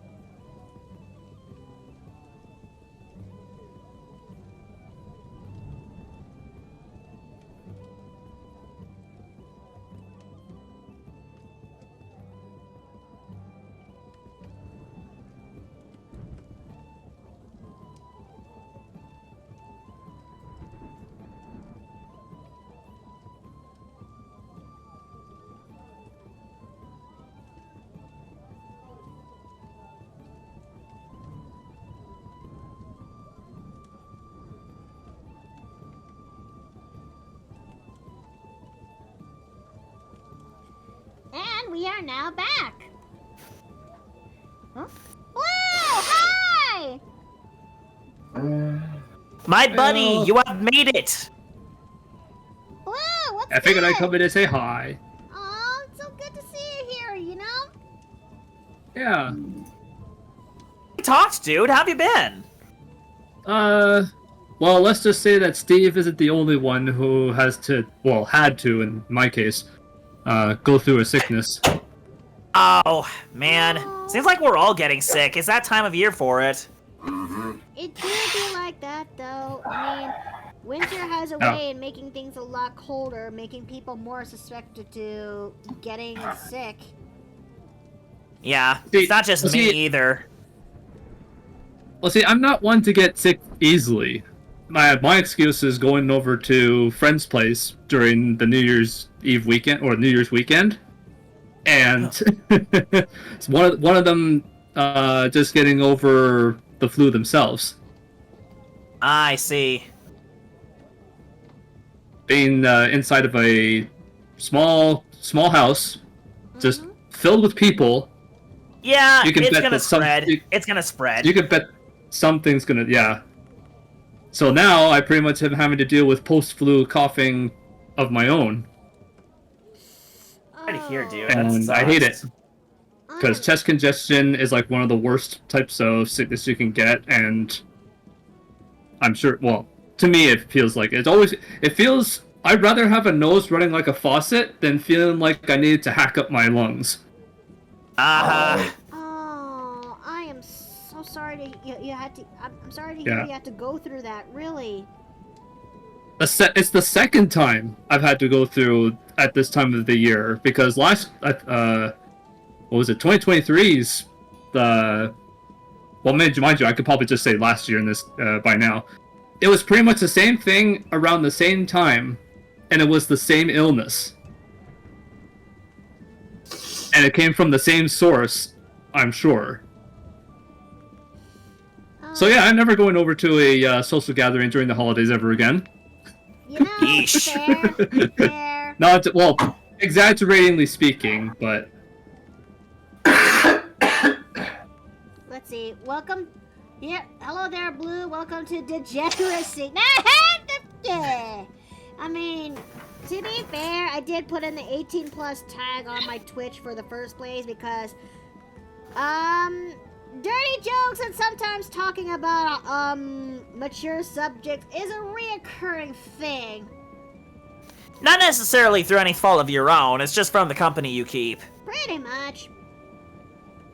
I don't think you'd have to worry about me. I grew up on Rareware games. Okay. Okay. That was sarcasm. Rare really liked their innuendos. Yeah, I pretty much grew up on Monty Python stuff. So, Okay. You know what? Based. But, is it bad for me to say that I wish I could actually see the rest of the Monty Python movies? Because I've only seen, the Monty Python and the Holy Grail. I have yet to see the rest. Life of Brian is pretty funny. Really? Yeah, it's the Roman, the one that they poke fun at the Roman stuff. Okay. I'll give that one a look when I find time. Yeah. Although since there's like multiple Monty Python films, my advice is to not stay clear of, but proceed with caution when it comes to, what was that one called? Crap, I'm gonna have to look it up because I'm having a brain fart right now. Fair enough. Be mindful if you ever come across meaning of life. What's wrong with it? Because, there's some subject matter in that one that may be the farthest that Monty Python would go in terms of what they could broadcast in a movie or even on television back in the day. Okay, duly noted. Let's see. Yeah. So I would suggest in this case Life of Brian, but proceed with caution with meaning of life. Okay. I think I'm gonna have to draw Violette's basic form first before I actually would refine this thing a little bit more. Cause Violette without her trademark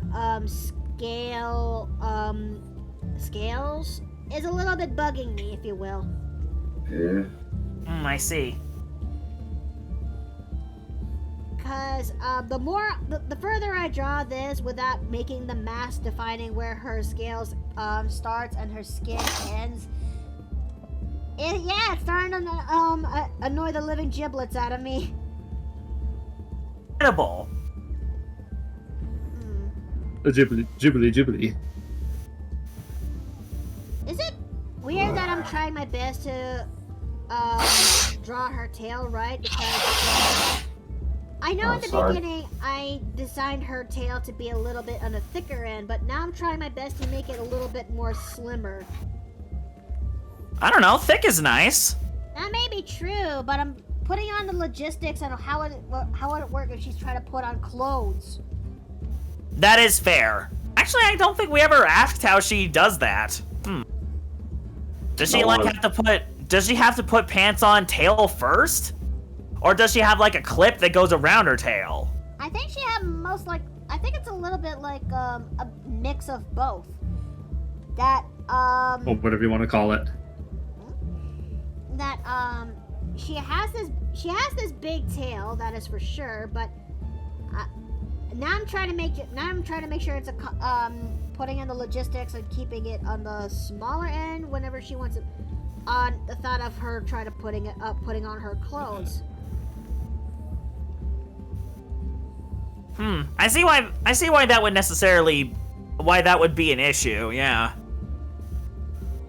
Speaking of tails, I'm actually working on a lizard folk character for this game jam I'm in. How's that going so far? So let me give you a little, let me break down the premise for you. The theme of the game jam is spreading infection. And oh, geez, talk about being sickness. Yeah, exactly. So the premise we went with is something that the main characters are all aliens that are part of a spaceship crew, and their nuclear power core is gone into critical. So you have a week to save them before the reactor explodes with them in it, and they're in the middle of deep space. Oh, dearie. It's basically a puzzle time management sort of game.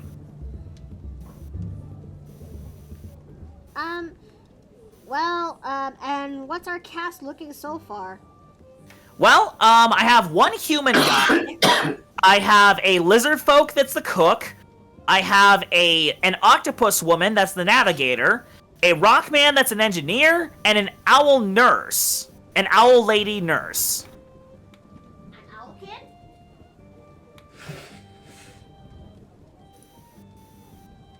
Octopus lady, you say? Yeah. Not like Pepper, more like a cuttlefish.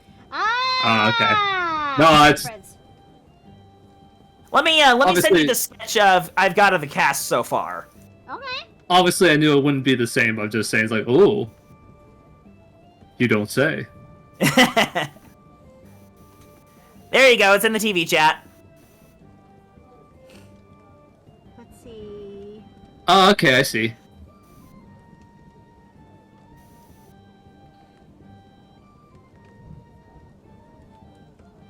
Okay, so all what's left now is deciding the braid over there because I actually like this hairstyle of Violette that she has going over here. Yeah, Violette's pretty. Mm-hmm. She is indeed. Okay. So what do you think of the designs that I sent over? Hold on, let me take a good look so I can actually... I like how varied they are. Oh! It actually looks really good. Thank you. And we decided to do something where we based the visuals off of like a 1960s 1960s spacefaring adventures kind of stuff. So skin I tight spacesuits and little fish globe helmets. Something like that, yeah. Except these I characters don't actually venture into space themselves. They're on a spaceship. So they don't really need the globes. You know, fair enough. I do kind of like how the cook instantly reminds me of oh shoot. Come on, you can do it. I believe in you. Yeah, another brain fart moment again. No, it's okay. Because he is based on a character you would recognize. Yeah, that's why I'm trying to remember his name. But was Treasure Planet's version of Long John Silver. That's correct. He was based Yeah. on Long John Silver. I feel like watching that movie again ever since I saw this one YouTube poop the other day, and I showcased it in the id.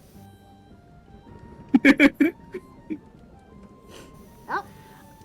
I'm sorry, it always fascinates me that it's also because of how rare it is. I said, oh, I remember seeing this in a YouTube poop. I'm like, so I'm not the only one. Oh my god. Let's see. I mean, I applaud to those who actually would still keep up to, who would still keep on making YouTube poops, even though YouTube is different as of late. Yeah. Don't remind me. That is the most politest way I can actually say it, you know? Okay, now that we actually drawn our base of the ink, let's go ahead and refine this thing up, shall we?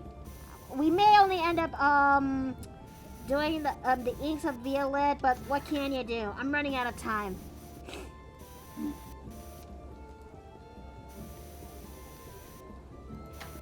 But if anything, but I will say this one last time for the topic before moving on. I miss the Wild West age of YouTube. I think a lot of people do. Mm. And now there's an entire generation that won't get to experience that. No. Yeah. No, they won't. No, they won't. And it hurts me inside knowing that they'll never get to experience that period. I think it's a You know, I actually did watch an old YouTube thing recently where it's just this guy playing with face filters. Yeah? Yeah, he would basically just like do one of those skewed perspective things where it would scrunch up a part of the camera and it would make different faces depending on what angle you looked at it from. Oh. And it was just him doing different characters, just repeating the same line, like, in a perfect world, men like me would not exist. But this is not a perfect world. And he would do the same thing with another video where he's like, potion seller, I require your strongest potions. And he would just play both characters. Wow. That guy actually works in Hollywood now. Can you believe that? Wait, really? Yeah, I'm not joking. He's a screenwriter. Oh. Dude, I'm happy to hear that for him. Mm-hmm. I should share the links. Let me do that. Fair enough. Go ahead and It actually actually both of those videos got referenced in a video game I played. Wait a minute. Oh, fuff. Okay. TV chat.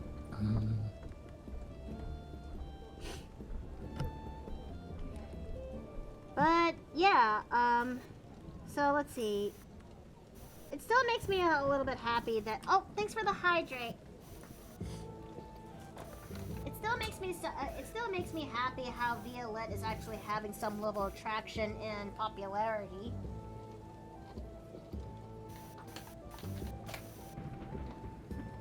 Because again, I did not expect the level of success that she has, because I was thinking that those who are actually more in tune to the Mario characters are more likely to be popular. I mean, that's what I tried and ended up not really enjoying myself, which is when I decided which is when I got so excited when I saw that he decided to put the Geocrist. It's like, wait, it's not just Mario and such. It's pretty much friendless with most of Capcom's stuff, and that's Monster Hunter. Monster Hunter, I know. Mhm. Okay. Also, speaking of YouTube poops, there's one that I also posted in TV chat that is one of the few that I've come across involving Digital Circus, but this one in particular was retweeted by Gooseworks herself. Really? I'm gonna have to look at this. I'm not sure as to what made it so special for her to even say, "Okay, you guys, you need to look at this." But then again, I think Goose even said in like either a tweet or a interview or something like that she kind of grew up on YouTube poops as well. So based.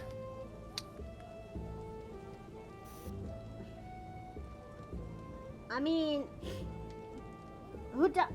mean, there's some people who actually do like YouTube poops, you know? And if it's well done, it lives rent-free in their heads for the rest of their lives.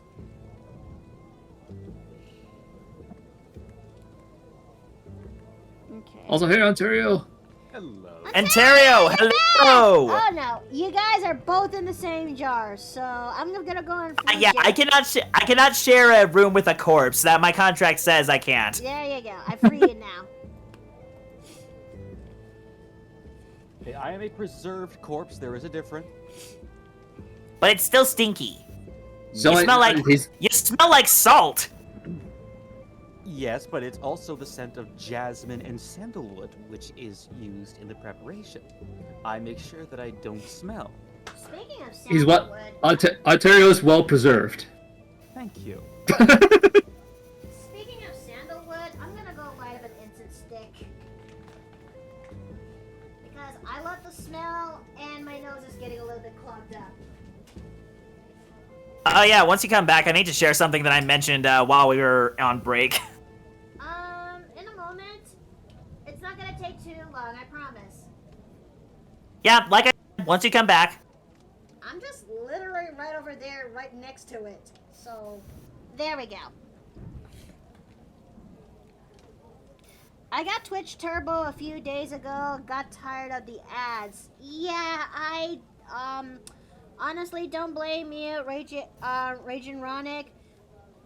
And I know that ads can be a little bit on the annoying side, if you will. But to be fair, the ads actually do help me give me some level of revenue. And anything helps, you know? Because running a stream is not easy. But I hope you do get to understand, at least. Yeah. Mm-hmm. It's nice to have some kind of compensation. Yep. I mean, don't get me wrong. One way to actually make ads go away is through a sub. Either whether you bought it or you gifted or you got gifted as one. Yep. It does help support the creator more directly, but that being said, there are better ways to support the creators like more directly, such as with your Patreon that you just announced. Indeed, and I'm gonna actually drop this again like a hot potato. Where is it? There you are. There. Look at me coming in with that real smooth transition over to the Patreon plug. This is true. Cool sketch of Violette. Yeah, thank you. Oh no. Oh, actually, that reminds me. So speaking of Violette, I brought this up during the break. No? I could easily see Violette singing Perfect Isn't Easy from Oliver and Company. Oh, jeez. Oh man, I need to listen to that song because it has been. Oh wait, no, I remember it now. It's that year where it came back in my head. Okay, I can hear it now. Oh, you know, maybe it's not. Maybe you're not completely wrong. It could work. It honestly could work. Yep, it could definitely work. Okay, let's see. Wait, hold up. Tail is going there, then it's gonna curve a little bit on the... Okay, yeah. Okay, I was onto something. All right. Because if Okay, that's not going the way I want. because tails curve. They do in fact curve, and that's what I'm struggling with at the moment with the cook's tail. I think I'll make that sash she's holding over there a little bit on the transparent end. That could be fun. Yeah. Do it like this.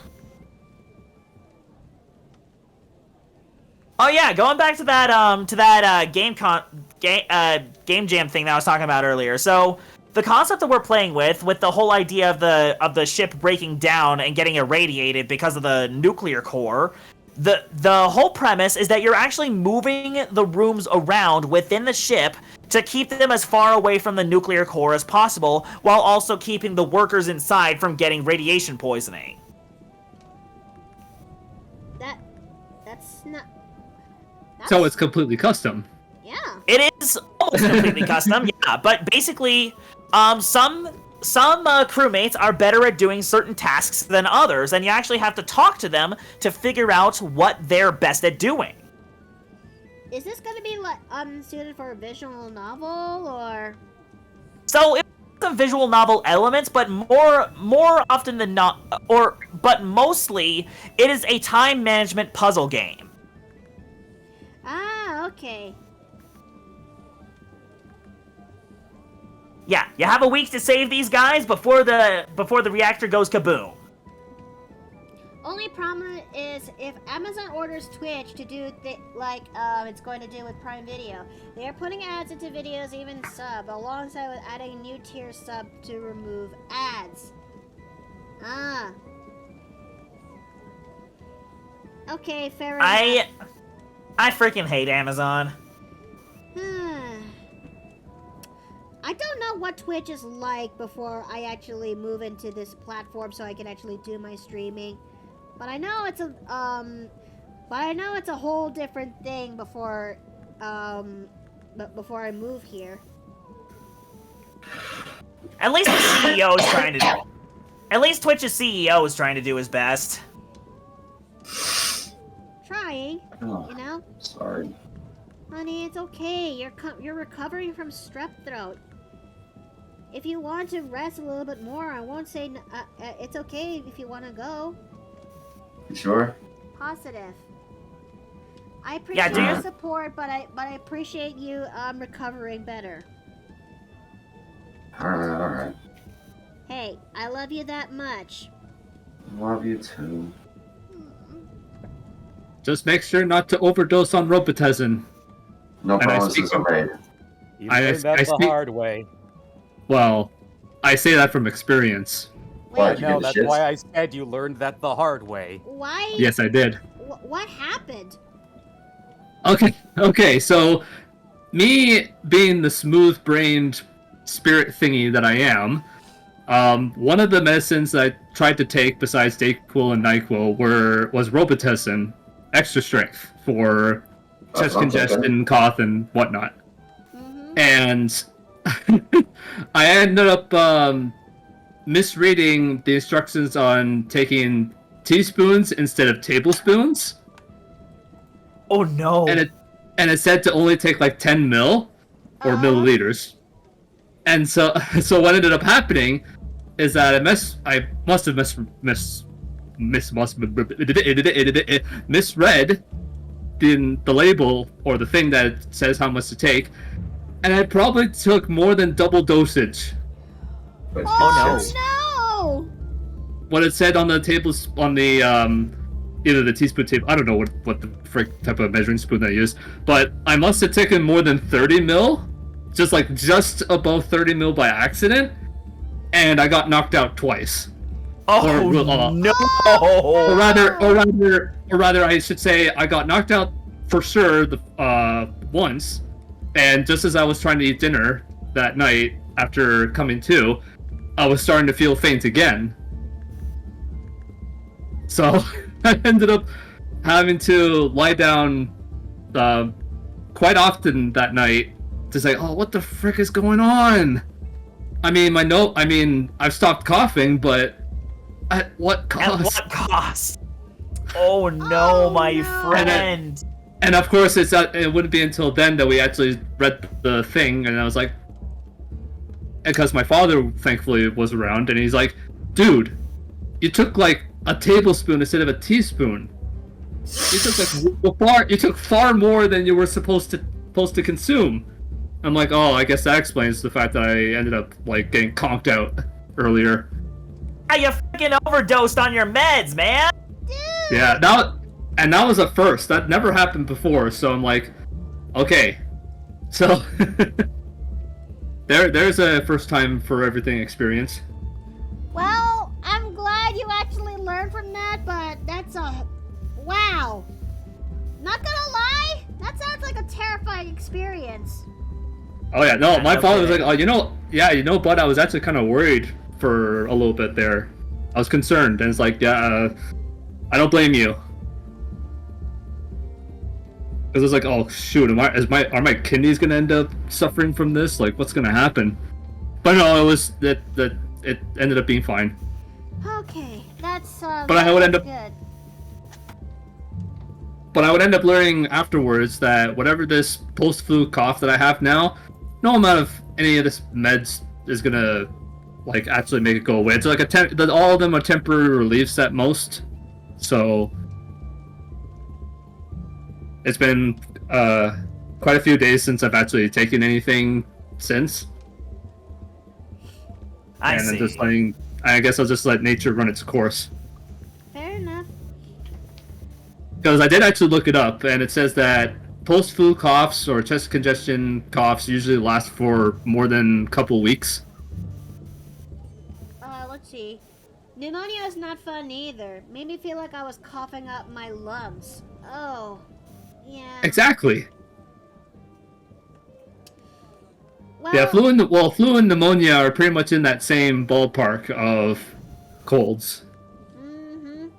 I would assume. Well, they're similar to a degree. Yeah. Quite. All right, let's go we ahead are. and design Okay. the details of this cheongsam. It's supposed to be I don't know. Is this still a chipao or a cheongsam at this point?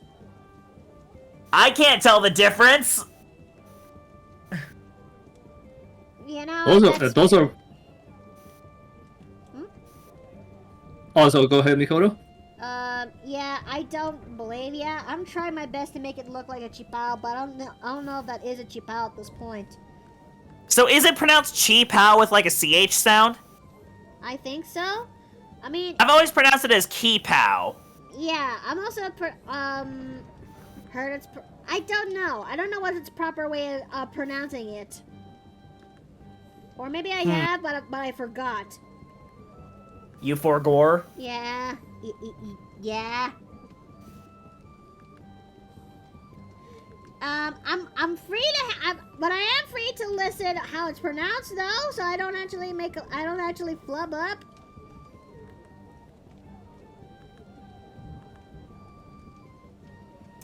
Okay, what in the 7 Mercuries is going on here? But let's see. I know that I'm gonna be designing this one to be in red. Part of me actually wonders if I could get away with designing this in bisexual colors too. Because, well, Violette is bi, if you will. She is the But perfect. right now she doesn't. But right now she doesn't have anyone that she's dating, so she's on standby. Oh my. Ontario, can you balance the scale out a little bit with a pun, please?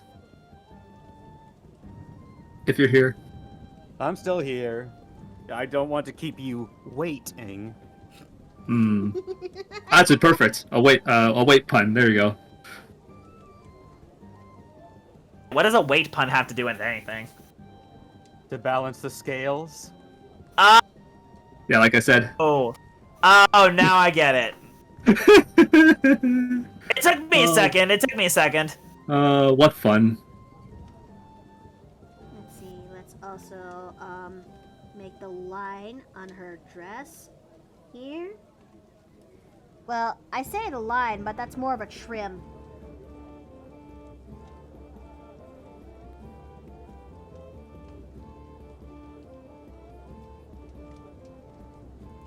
Oh, fiddlesticks. Okay. But at least her thigh game is still pretty much one of the features of this of this outfit.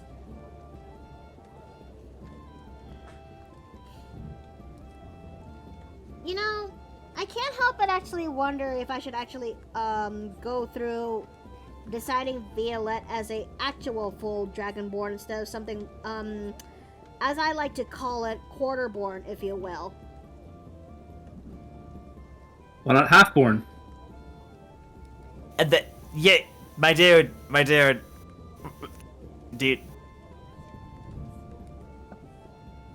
know. Did I? I'm gonna let you in a little secret. Dragonborn, they're already half of one thing to begin with. The dragon, that is. Give me a minute. I'm currently processing. Okay. Think like a half elf. Slowly but surely. Think like a half elf being a thing. A dragonborn is like that, but dragon. No. Yeah, no, I get it. I was just messing. Rania, hi! I'm trying my best to hold on my octaves, but when it comes to loved ones and friends I know, I couldn't help it. I'm an excitable person. Thing. Let's see.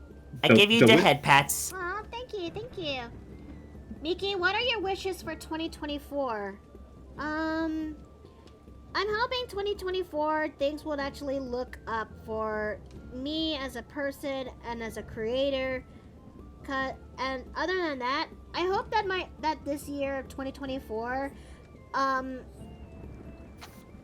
one of my resolutions is hoping that my Patreon goal is successful. You know. Well, my Patreon tip jar is successful. Yep. Because I just opened this earlier this month, and I'm actually grateful for what I have for now. And I guess it's just a matter of waiting for the rest of it to pick up. That and I doubt I'll ever get myself into partner. I mean, I would actually like to be a partner for Twitch, but I'm actually happy with what I have right now. I mean, would it be nice? Yes, but in order to pursue such a high goal for now, it would actually require a lot of sacrifices to get there. My friendships will suffer, my relationships will suffer, and the quality would most likely suffer if I push myself way too hard than I should. And I actually do appreciate... It's important to pace yourself. And it's important to pace myself because, yeah, I do actually appreciate what I have. And, it would be a miracle, yes, but, yeah, I actually am happy with what I have.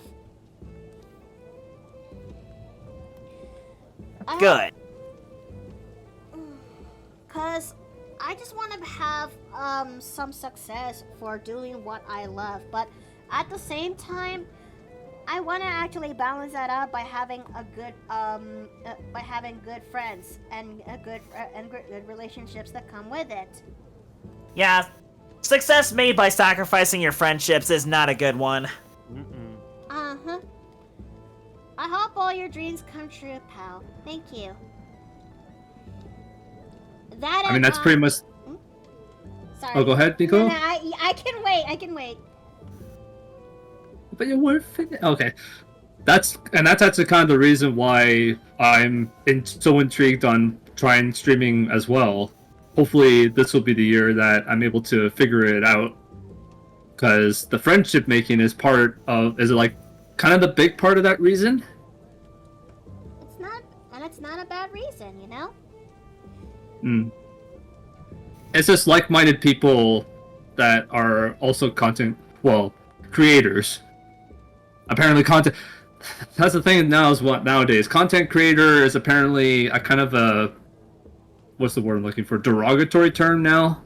Wait. No, I think the word you're looking for is influencer. Influencer. Because there's just a lot of the audience is like, what's up, guys? Like, comment, and subscribe. Bringing you this, brought to you by this. Mm-hmm. Represented by that. This stream was sponsored by X. Oh God. And I'd rather be the kind of, I'd rather take the PBS version of this route where it's just like, this stream is made possible by viewers like you. Thank you. Yes. I think I'll also go for something like that. This stream is How rare? Oh, sorry. No, go ahead, Nicola. Sorry, I interrupted you. This stream is made possibly by you and the people who help funded my Patreon. Yeah. Yeah, exactly. And not Blue Apron, Late Raid Shadow Riders, Lord VPN. I like VPN a bit though. Well, it's a pros and cons. You don't actually need it though. Like the VPN, it doesn't really help. If anything, it makes your internet slower. It just makes you access it from a different point. It's less safety and more just like, hey, if you want to be able to do something in a different region, you can. Like, oh, do you want to be able to access, like Netflix from a different country? You can. Like, oh, you can't access this, but you can send it to another country. Now you can. Yeah, exactly. This stream was sponsored by NordVPN. Blue Apron. No, hang on. I just thought of something brilliant. This stream is sponsored by NordVPN. Use your VPN to trounce all the pizzas. Wait, Mickey's stream presented by. No! Okay, we're carrying on. What were you saying? We're gonna. Okay, what were you trying to say, Blue? Before I got lost in train of thought. Fuck. No, I think I was just saying that because there's just so many content creators out here now that also do like arts and play games and whatnot. I feel like, geez, this is like another one of those fitting in situations where I probably feel a lot better being in the VTuberverse to befriend all these wonderful people. Because they're fun. Some of them are funny. Some of them are fun. Period. And it's just like-minded people that I wouldn't really be able to meet out here. Aww.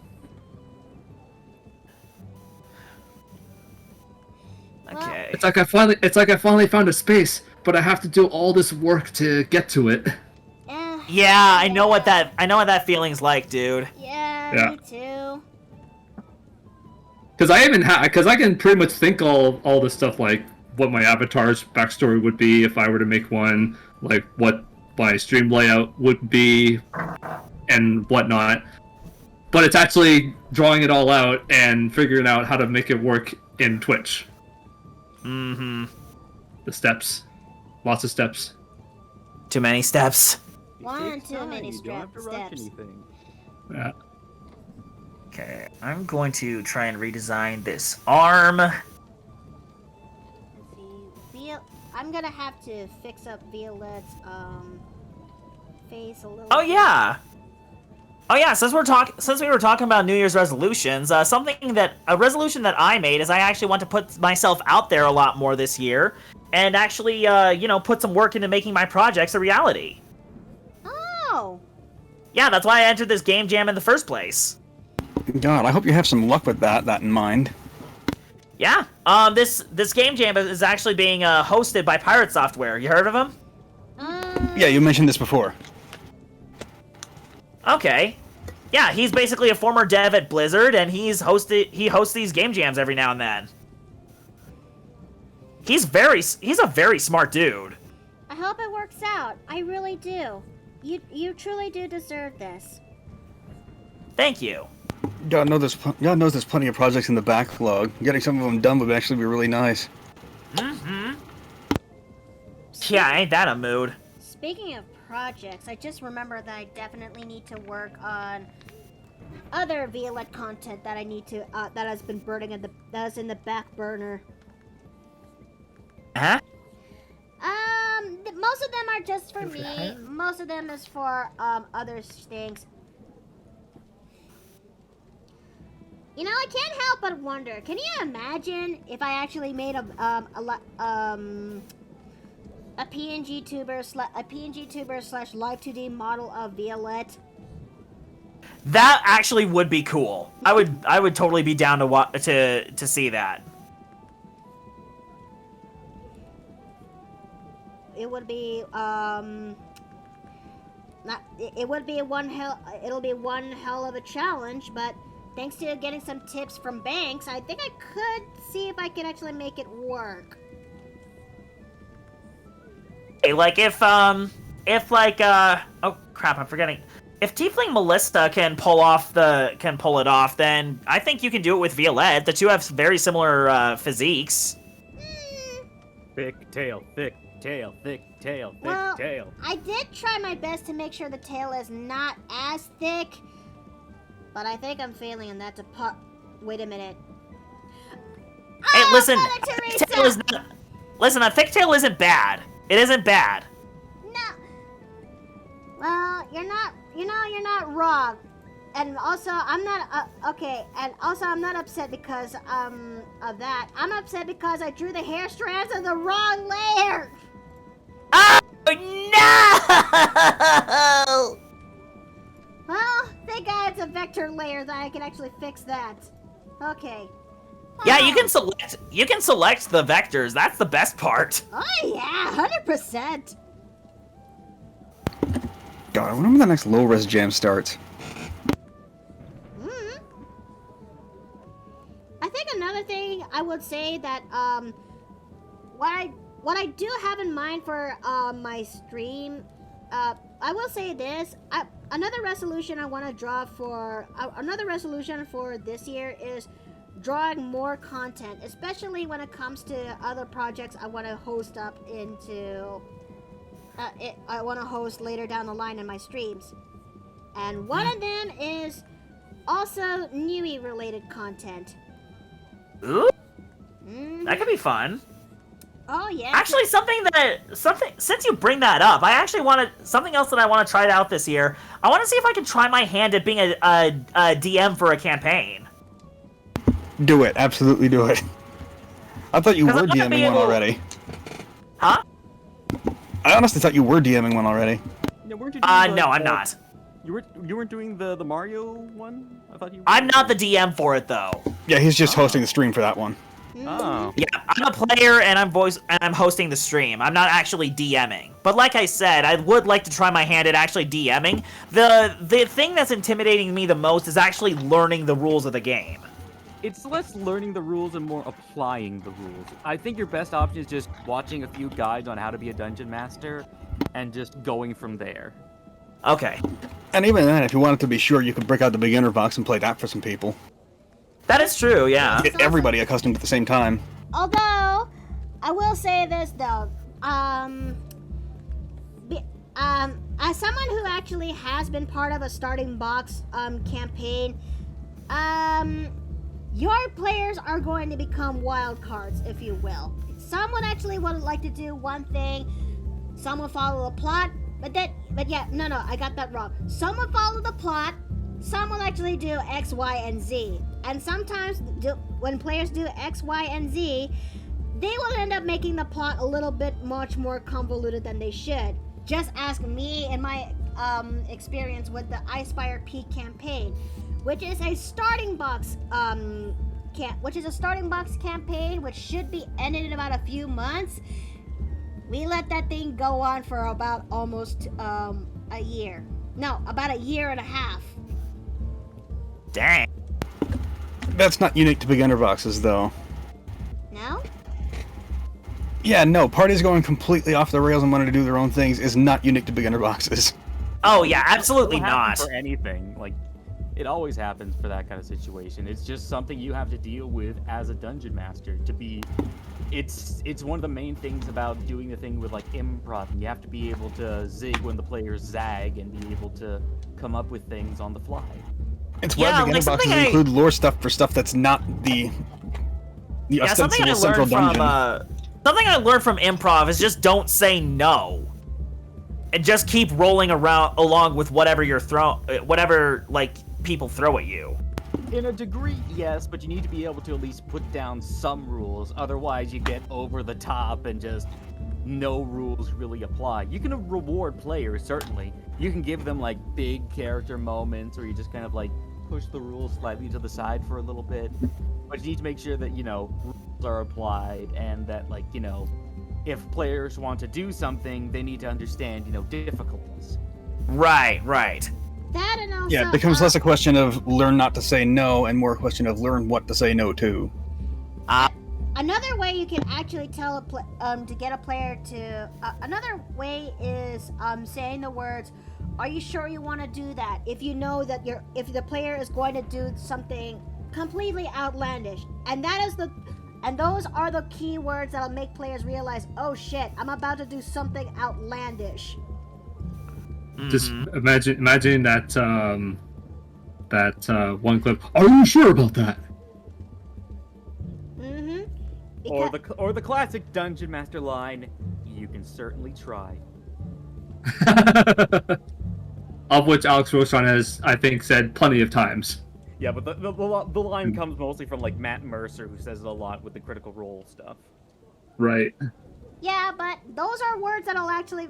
But those are words that actually are enough, Yep. It already plants the seed of doubt, so to speak. And that's the thing. And if anything else, vague job. Because, like, I've had moments where my players will say, "Wow, that was brilliantly set up. Can't believe you did that. I can't believe you thought that out." And I'm just like, yes, that's totally what I planned. It's not like I pulled it out of my ass at the last second. Okay. That looks pretty good with Violette. Speaking of running games, I think I might try and launch the beginner box again soon. I got thrown very off track last time. Do you think this tale Between is... scheduling issues and anxiety attacks, yeah. Oh, dearie. Yeah, I know. They're over now, but still. Oh dear. Yeah, I know how to. I've had experience with those. Yeah. Okay, guys.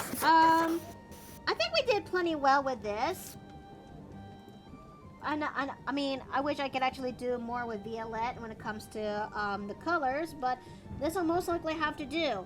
It's 5 o'clock, and I have to go because I want to get myself ready for. I want to get myself something to eat, see how Steve is doing, and also prepare myself for the Isekai game that's coming up at 6. Okay. Oh, she is actually back, and we're gonna actually go ahead and raid Millie. So, it has been a while, and I hope that she also came back from a lot of. Oh, Cynthia Arena, thank you so much for the follow. Thank you. I hope you enjoy your time here while it lasted.